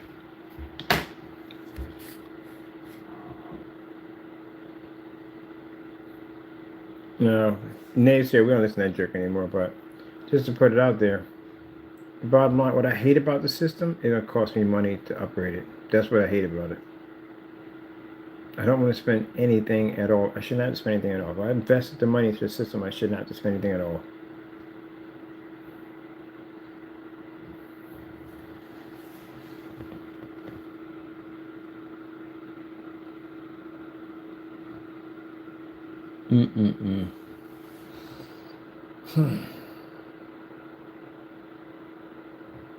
So if a PC, we nip that in the butt right from the door. I go on the PC and just get myself 10 terabytes of hard drive space, and that's it. I choose what I want in there. No one else is going to choose. They put it in my system. I do it myself. That's why I'd rather build any day than buy. I'd rather build my PCs anyway than buy anyway. I'd rather any day, because at least at the end of the day, I choose what I want. If I want to do 2 terabytes, I want to do 10 terabytes, I want to do 20 terabytes. It don't make a difference. I choose that. I choose my graphic cards, my power supply. And later on, if I don't like it and don't want it, I just go and just upgrade everything.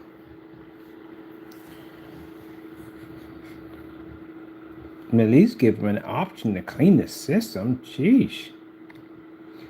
Does Sony basically clean out your PS5?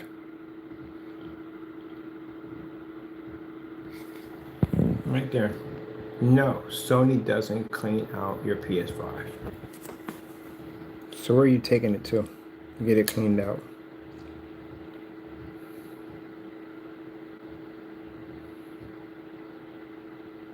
So they believe that clean the fan, keeping the fan free from dust. Do you have any different how much dust particles travel through a house at the end of the day? Like how much travel through? If that was the case, components would never get dirty. It'd be virtually impossible for anything to get dirty. Anybody believes this at the end of the day, and you let those fans run on either system, and you never go and you feel like you just have to go in and just clean that, and that's going to take care of it. Some people don't even clean their systems at all, period.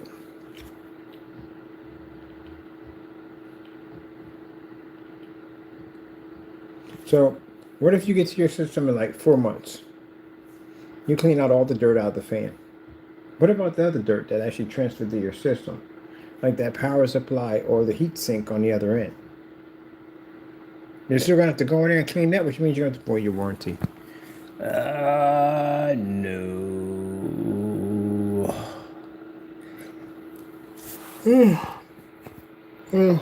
I'm getting back to Retro Boy. Because again, at least his job is easy. I don't have to go through all that. That's insane. I don't even want the console. I really don't want it. That is way too much work. It's just too much work.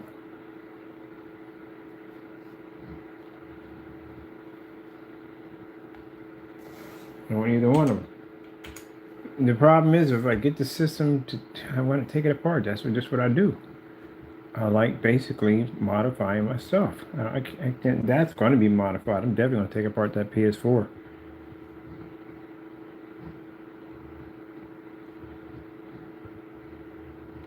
Look at this.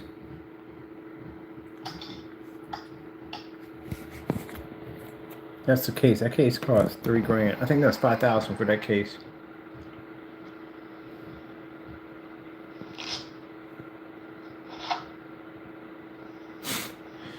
It's really nice that be to open it up and whatever floats your boat.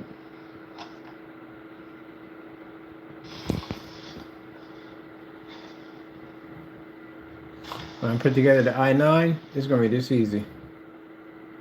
Tempered glass.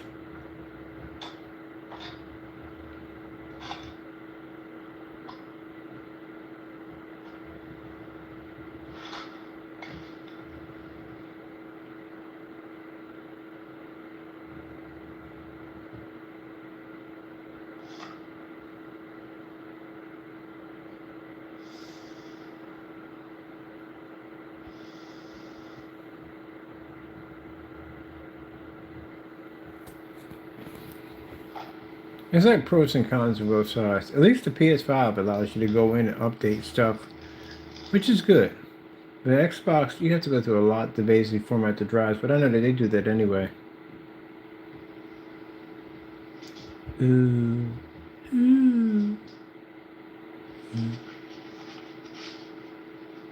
motherboard.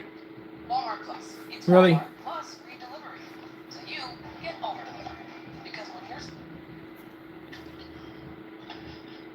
that solid state drive in.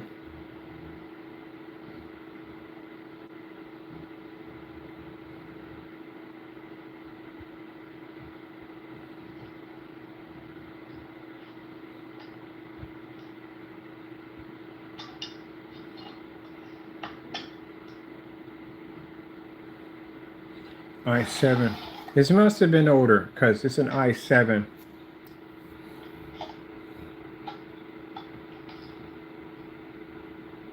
I'm doing i9, but so his graphic card is gorgeous.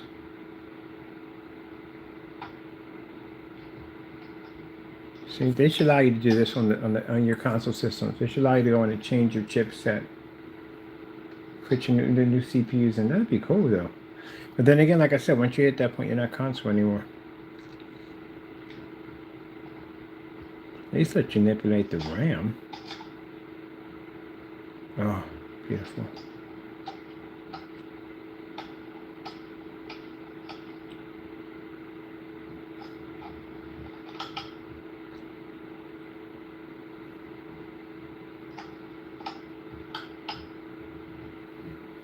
Oh, DDR5.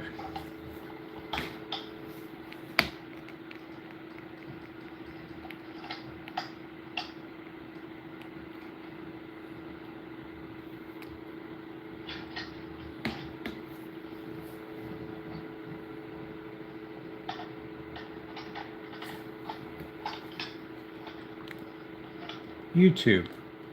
Okay, here's YouTube.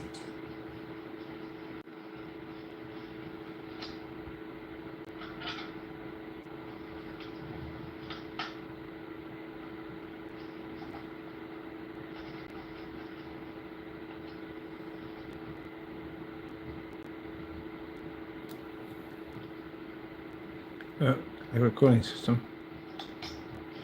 You get the 120, 360. No, I got the 100. I got the 120s, 240.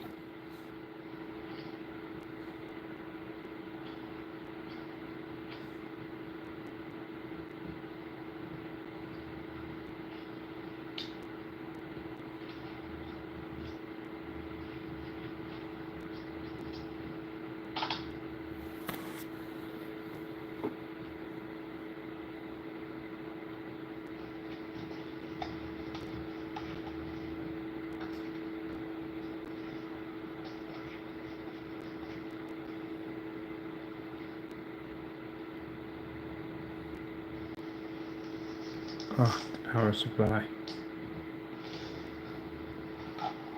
850. It's got the individual cables. You can only use cables that you want.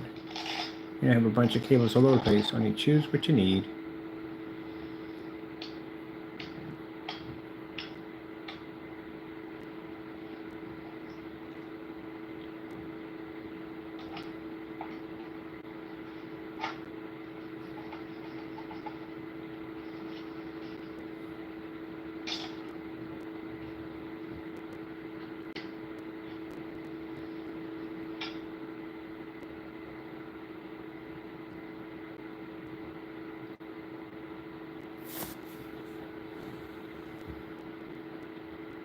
CPU cooler.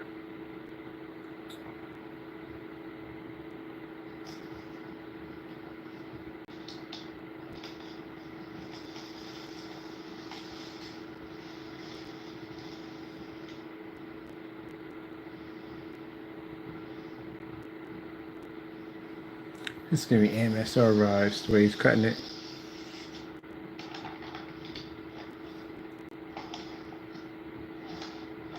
Oh, look at that.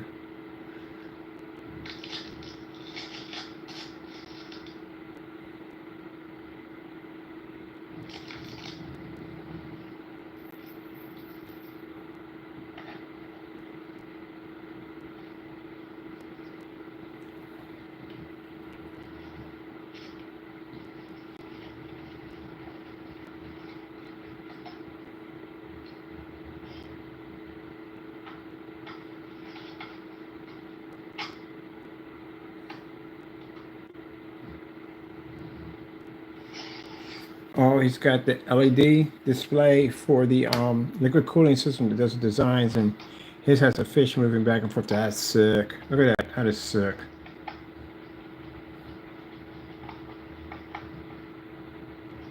How much is the one with the screen? I want one of those for i9. That'd be nice.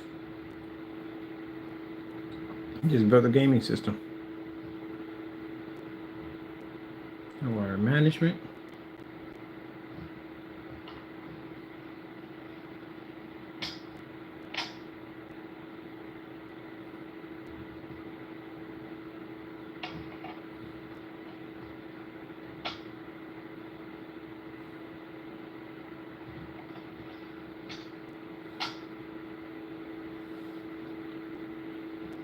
I consider it a 480, the 4080.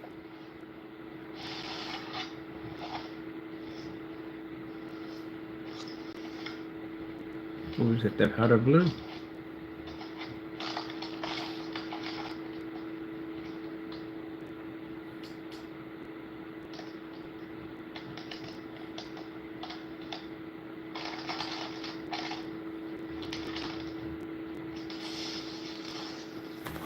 Oh, it's beautiful.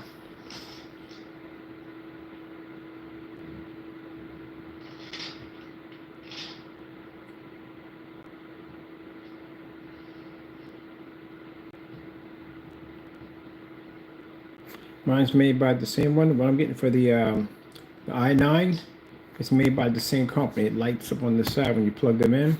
But mine is the 4060.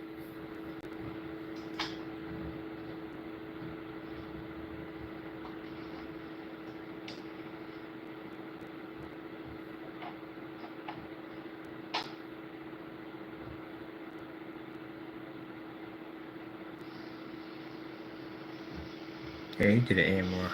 But that case is like 4 to 5 grand for that case. That case is no joke.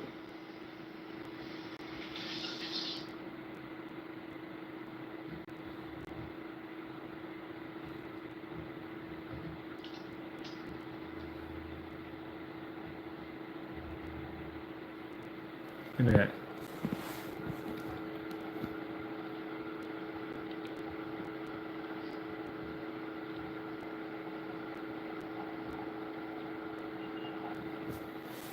That's what I'm showing you. That's why I said how easy it is to go in and modify anything you want on PC.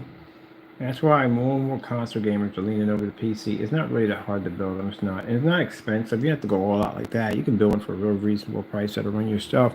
Because that's why I went in and I built the PS5, sorry, PS4.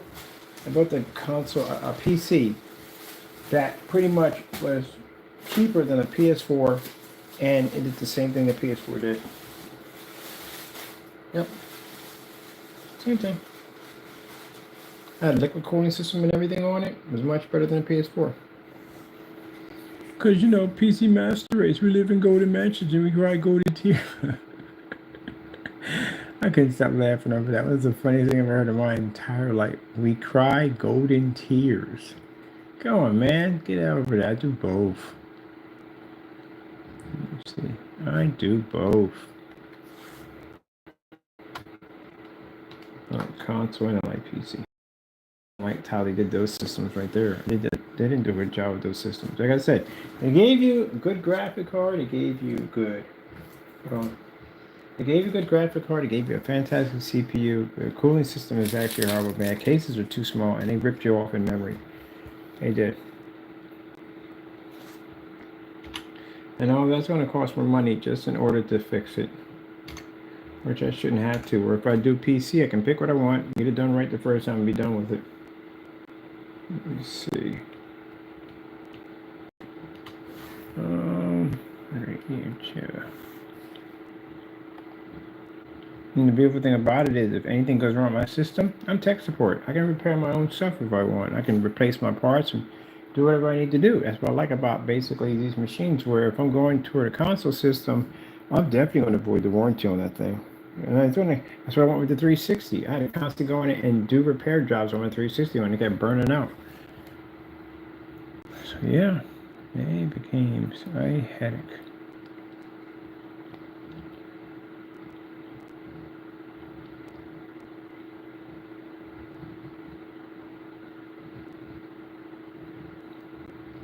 Let's see.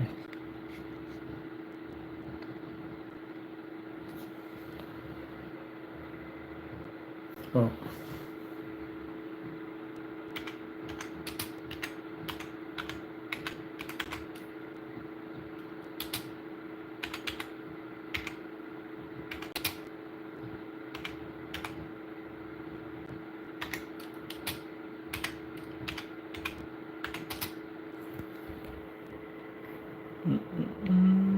Okay, the whatchamacallit here.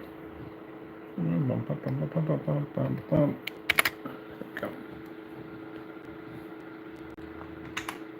Is that 4 or 5? That was 500. Oh, I gotta be on my channel to do that.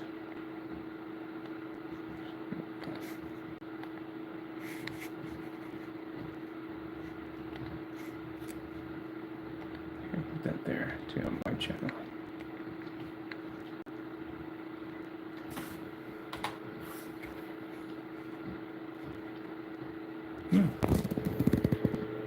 Built a $500 PC. This is way back. Built that for the PS4. You can build a better PC than a PC. At that time, like I said, when the PS4 was all the crave. Yeah. There you go. Right there. It's not a lot of money. That's what I like about the Dells. The only thing I'm tricky about the Dells is you can't, the liquid cooling system. Do you need a liquid cooling system in there? No, you don't, because I've had these for like 5 years, and I never put a liquid cooling system. They ran perfect. I ran games off them all the time. But if only thing I had to update on the Dells where I had to update the graphic cards and bring them up to 16 gigs of RAM. Some came with 16 gigs on the door. You can do 32 on those. And that's pretty much it. You can game right off of them. So I played a lot of games off of them. But now I'm removing them out of the case, and I tried to put a liquid cooling system in something different, and it made me give me an error code. It's running the liquid cooling system with no problem, but the error code pops up because the fan's missing. So that's why I'm going to build me an open board and get a chance to test around and see if we can get around that, because I need a liquid cooling system in mind. I'm definitely planning to get me another Dell, and I want to put liquid cooling system in and update it a little bit better. But anyway, yeah. This thing had a touchscreen control for the fans. It had liquid cooling system installed in. Yeah. I make this video demonstration for certain console gamers. I don't know, fanboys, whatever you call yourselves. I don't know. But can I explain something to you? I'm kind of sick and tired of you guys coming on here saying that, oh, PC master race, it costs so much to build a PC. You guys live in gold mansions on the moon. You cry golden tears.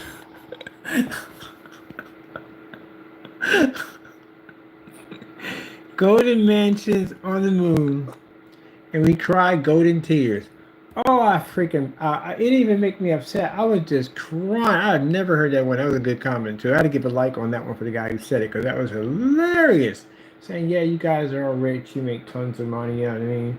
And they take the whole thing and they call them console peasants. They don't call you peasants because, oh, no, I don't know about that one yet. I can't really make that statement yet. Some people may consider it that way.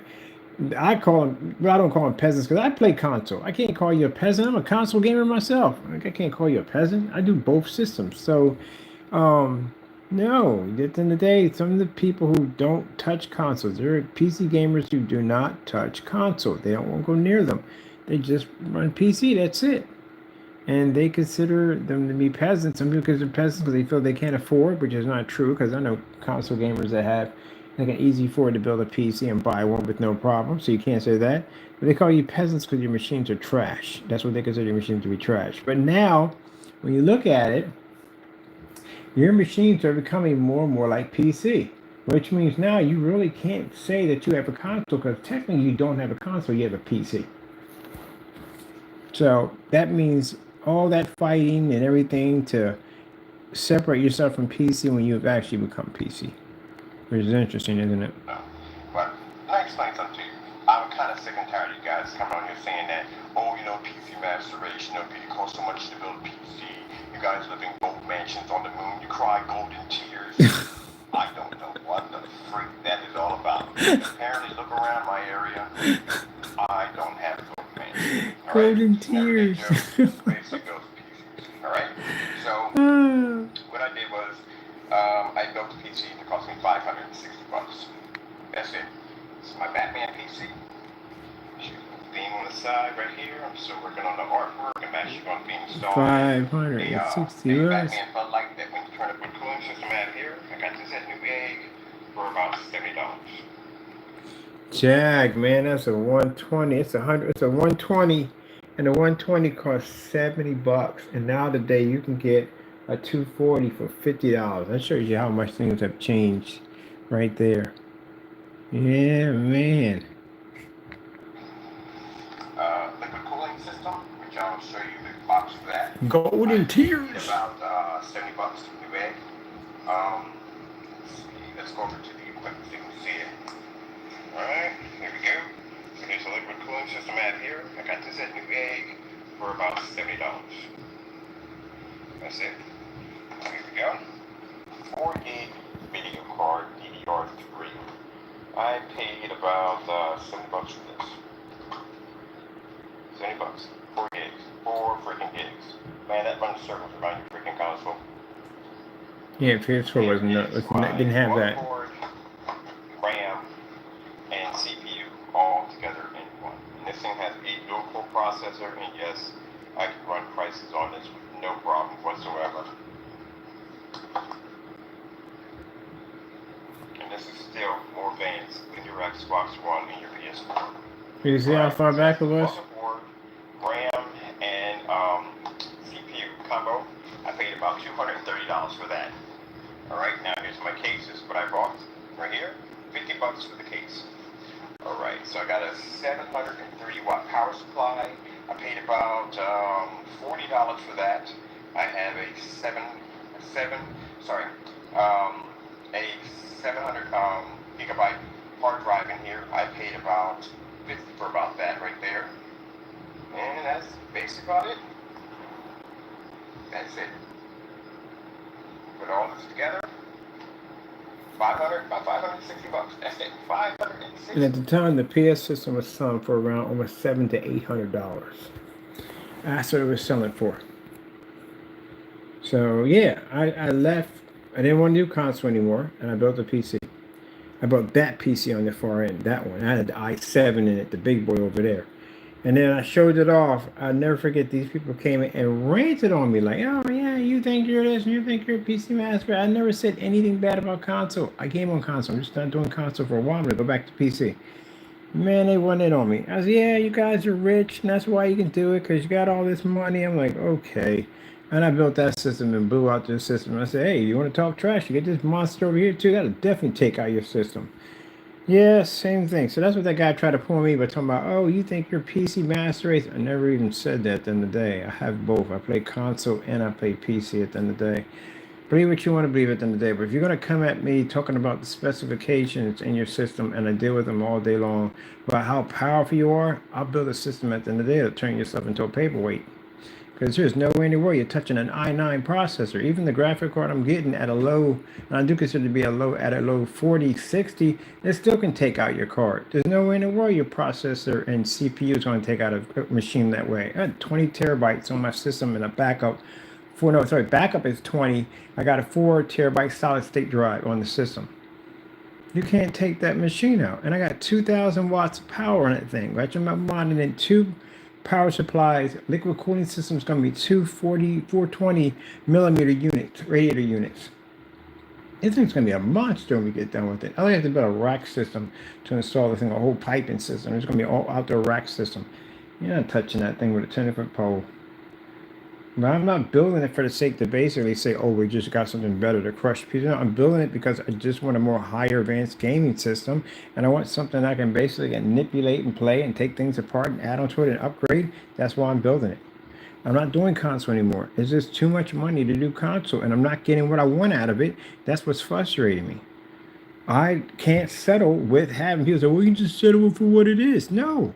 I'm not one of those people who want to settle for what it is. I'm going to settle for a white projection screen that's going to wash out my environment on some gray screen, give me colors that don't even match up correctly and can't give me a proper contrast level, or spend $3 grand or $5 grand for a gunmetal screen that I got to spend all this money for, and I still can't get what I want out of it.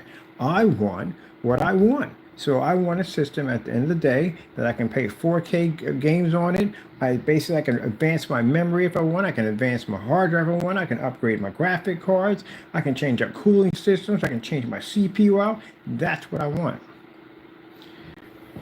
It has nothing to do with PC Master Race. I brought it up because that's pretty much what comes into play when we talk about building PCs versus console. And when I talk to people about console systems, you're not going to sit there and try to shove it in my brain at the end of the day that your console system is going to compete with a PC. It's not. Even if they do stick computer parts in your machine, at the end of the day, if you come close to a PC, you are still paying for your online subscription. We don't pay for online subscription at all, period. No, at all, period. It's free. So it's kind of like they want to make you PC, but they want to keep you in a console environment. That's what they want to do. You are near PC, but because of these little drawbacks that you have on your machine, you still are in console. Like I said, next to the gen systems that come up, imagine you having no subscription. You have to pay for it. It's all free. And then imagine that at the end of the day that you can go and change out your CPU and your RAM and all that stuff. You can change anything out you want on your system. And you're in a big old box case like this. You can get plenty of airflow and you got liquid cooling and all that stuff in there. What do you have now? Do you have a console? You have a PC. You have a PC. That's what you have. So, is your system powerful? Yeah, it is powerful. It's powerful considering what I've seen in console systems so far. It is very powerful systems. It's just they should have just gave you a little more with that. That's what it comes down to, people. And then for the other ones who sit there and say that I think I'm more superior, no, I play both systems. As a matter of fact, I'm thinking about going to storage unit and getting my Dreamcast out because I want to play my Dreamcast on this.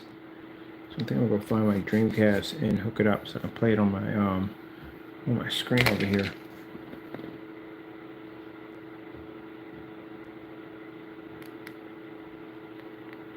People strictly do PC, do not go near consoles. Because I have friends like that will not touch a console system for jack. They think it's beneath them. So they don't touch consoles. They're all PC, all the way through. Me, on the other hand, I'm both. But I started off with console before I got into PC. Remember, I told you the only reason why I had the ability to build all this stuff is because God gave me the ability to build it. I didn't get this from the day I was born. I got this later on in time. In my late 20s, I was blessed to be able to build PCs. So with that being said, I started with console first.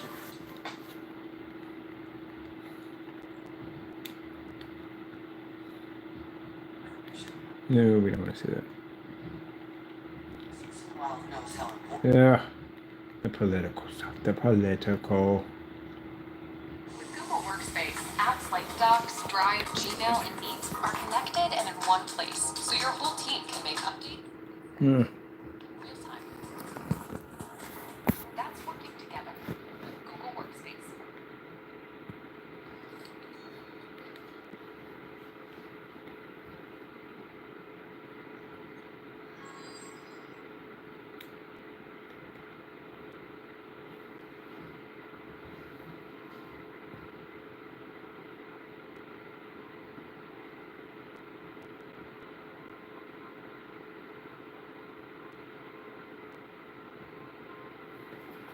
Now, I was blessed to have the best of both worlds.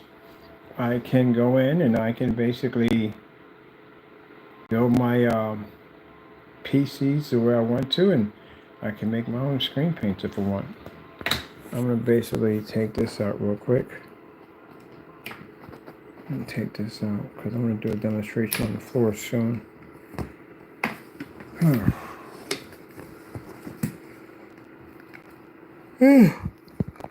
I'll tell you something. Naysayers always got to have something to cry about. They don't be working on anything. I'll be working on basically water filtration. Well, they only pick and choose what they feel they can understand. That's pretty much it. But I was talking about hydroelectric energy and solar power and all that stuff like that. Different levels of fertilizer, which I am studying how to design my own different levels of high-grade fertilizer because I want to grow flowers and learn all that stuff when I'm gardening. I talk about certain things. They don't go near those topics at all, period, because they don't understand them. But they just always want something to cry about. Always want to cry. I'm talking about game systems in here, and I'm talking about building stuff for the new screen paint over here. And this grown man contacting me 3 or 4 o'clock in the morning, crying on my account to me, oh, you think you're PC master and this, that. Dude, get a life. What I heard in that recording, you got to be up there in your 50s. That's all you got. You ain't got nothing better to do with your time. I got plenty of stuff to do. I'm always busy doing something. Oh, man, he just sits and want to cry to me. Another grown man crying to me about how he's upset because, really, what are you, like 16? Usually people that are younger argue about that kind of stuff at the end of the day. That's it. And the fact that you didn't put any specifications up, because usually that's what most people do when they sit and have a conversation with other people about other console systems and PCs. They start throwing up specifications. You don't even know what you got. I told you it's a metal. So, jeez, relax. Tell me about it. You'd be doing too much.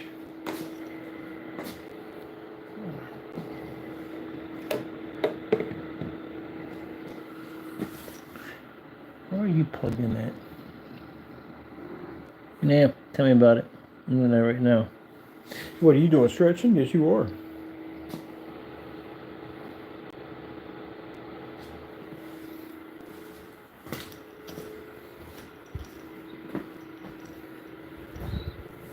I think they just need something to argue about. That's what it comes down to. They need something to argue about. You got a wife? Go argue with your wife. Or argue with a neighbor or something. I don't know. Some people are like that. They need that attention at the end of the day. They want somebody to pay attention. Maybe his wife don't pay no attention to him. Maybe she's tired of his nonsense. She just ignores him. That's pretty much probably it. And he just feels the need to contact me because I show you, I talk to you. Oh, look, my man, your stuff is deleted now. Your stuff doesn't even show up on our accounts anymore. I went down, like I said, I don't have to deal with you. I contacted the company, let them know exactly the trace and where it's all coming from. So you're already taken care of already. All right, and nobody, you can cry and want and scream all you want in the microphone, your phone. No one's going to hear you. All your stuff just gets deleted. That's what it does. It goes into the trash can. This is a guy screaming and crying on our account. Now he wants to cry about the stuff I'm building. Apparently he must have been here when I first started my company. He must have been here. It was in the computers before I got into screen paint, so you must have knew me all way back then when I was doing all that stuff and building all this stuff here. Just to make a statement that I don't know what I'm doing.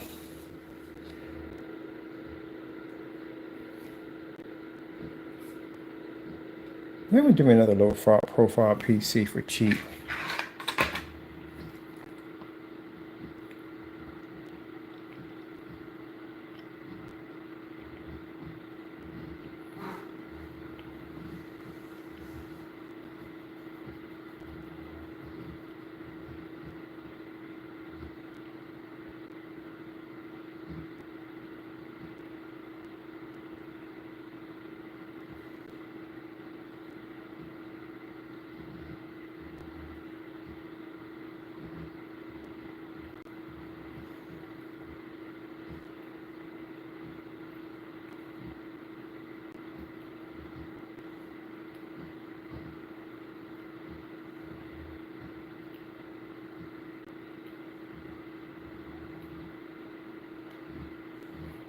Okay, how are we doing out there? You see this, my man? When you test your machine, you test your screen paints out, you're supposed to have collections like this of projectors. I got ultra short those lined up for you know what my storage unit looks like now? I got 60 projectors in there in my storage unit. It's gonna get higher than that. That's why I paid for the whole this is like that thing is like 10 by 30 feet. I paid for a big unit. But you people call yourself testing your screen paints out? Testing on what? You're supposed to have a collection like that in your arsenal. You need literally that many projectors to test the screen paint on. That's nothing, man. I still got projectors roaming all through the house, here and there. Supposed to have a massive collection of projectors. Right now, my Pico projectors alone, I'm going to have 30, 40 different versions of Pico projectors. We'll collect those too because we need them all for testing. like we do here. Run our Pico projectors in fully lit environments.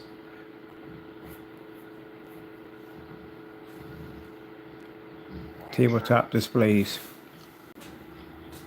Also, too, there's interactive software in it, which you can put the firmware on it, and it's interactive, which means I can go in and I can actually draw on the table and do all kinds of cool stuff. Been there, done that. When you're doing tabletop displays, you got to be in fully lit environments. You can't be in the dark with those things.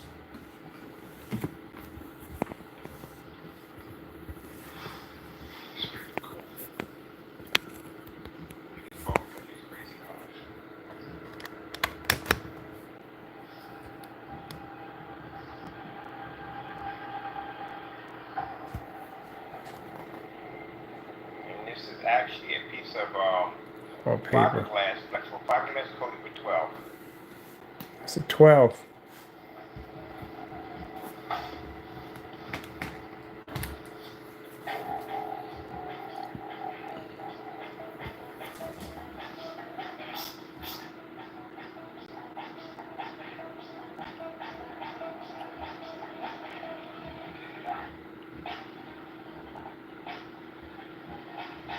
Now next, I'm going to add the 3D scanner to this, because I'm going to see what I can do with it. There's another piece that attaches to it that will allow me to be able to attach it under a glass table and project the image upward. YouTube.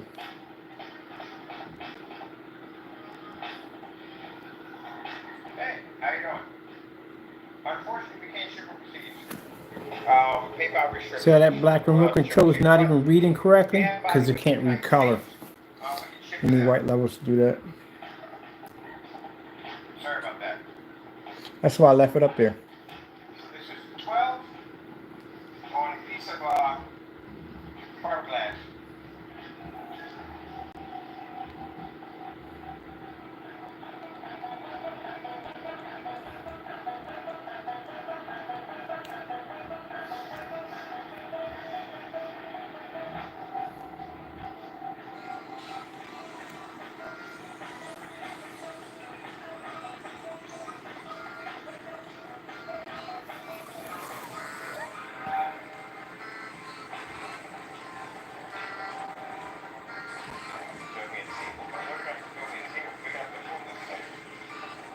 Like I said, PlayStation got some hot games, man. I just don't like that whole hard drive situation.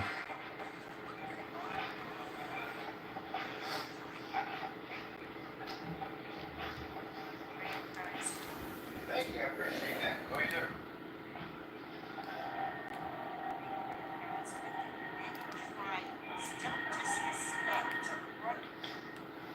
I'm going to have to do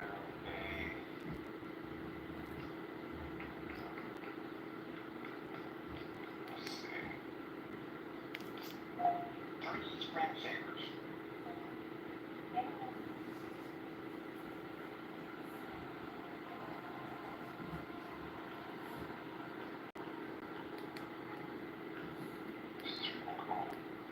Okay.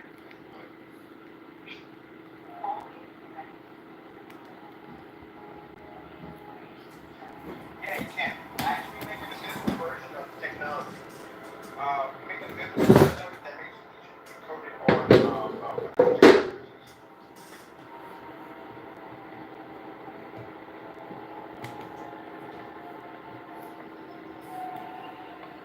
Yes, I'm actually using a 720p projector. I bought this projector for $150.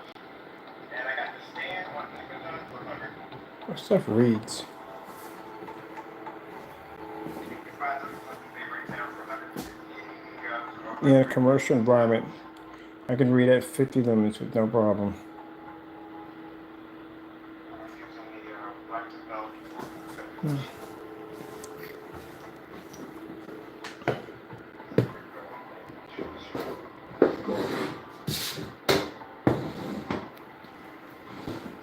I am from Philadelphia.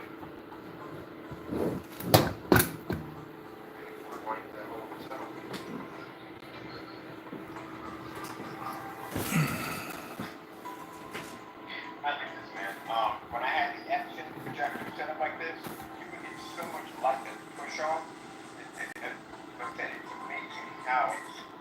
actually designed to be right. So what you have to get is a special stand. So set them up, they kind of activate that, right? Oh, look at this. Try that one. Oh, that's this one.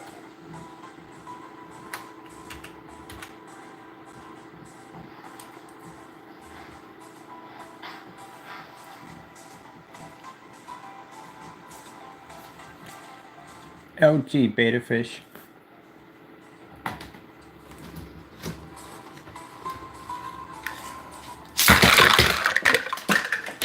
I just dropped a ton of screws right now. Hopefully we find them all.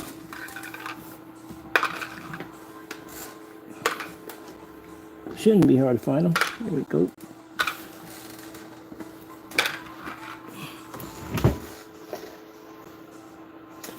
I think. And the rest should be there. That should be hard to get those. Oh, there we go. Thank God. Woo! Guys, good. Got all my screws. Man. All right, we're trying to grab this and this together. I should have kept it at one. Pop that over there like that. There we go.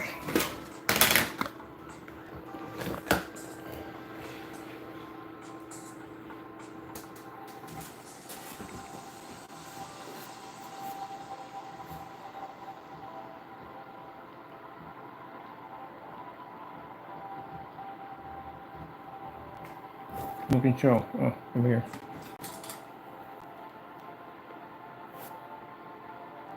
Both at the same time. Oh, we didn't get this one? Really? Oh. Something else set up over here.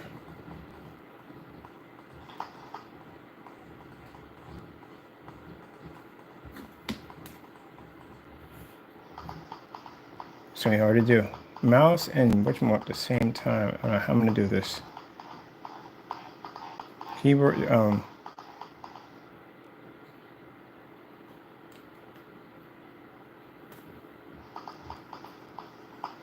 well, close enough.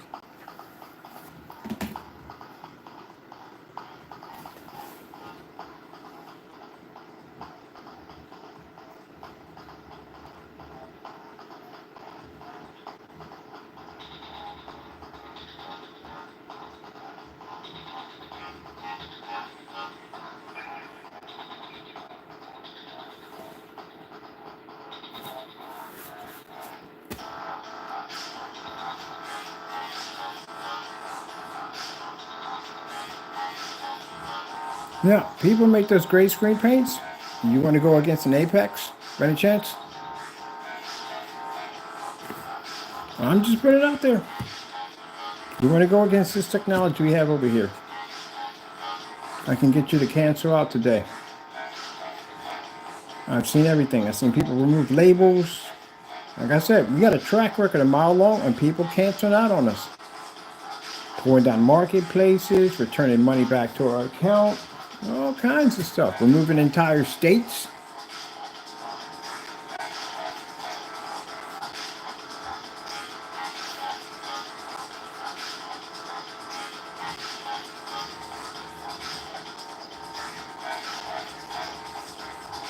Quasars are extremely dangerous.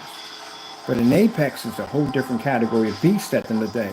It can generate color levels actually beyond. Look at the TV, the screen. This is a 1080p. That's a 720p setup. That's 50 lumens in a fully lit environment. The screen sits back farther than this.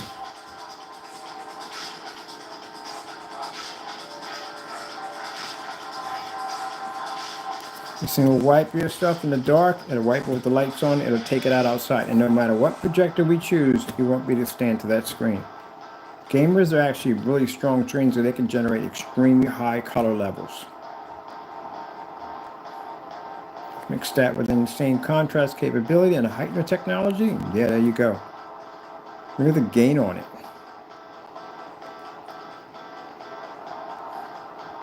Now you put a gray screen up against a monitor and see what happens. Or a white screen. Now keep in mind, I can't express this enough. That I watch people do these demonstrations, stop sticking the monitor in the same dark environment as your screen. Because the monitor here doesn't need to be in a dark environment. It can operate in a fully lit environment, just like it's doing right now. So the fact that you keep sticking them, and I watch people do this, they'll stick a monitor in a dark environment where their screen's going to sit at in a dark environment. Goes, look, it's doing the same thing as the monitor. No, it's not doing the same thing as the monitor, because the monitor can operate in a fully lit environment, which means your screen needs to be in the same environment as the monitor, not the monitor in your environment.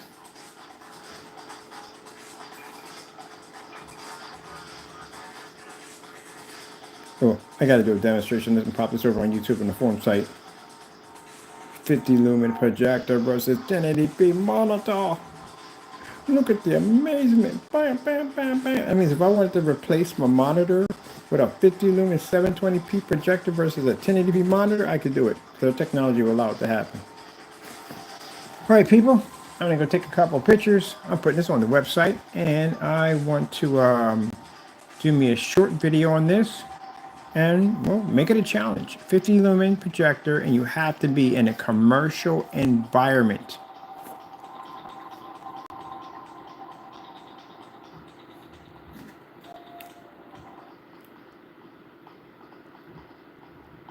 That's what I want. So it'll be a challenge. Another flex challenge coming up. Gotta go.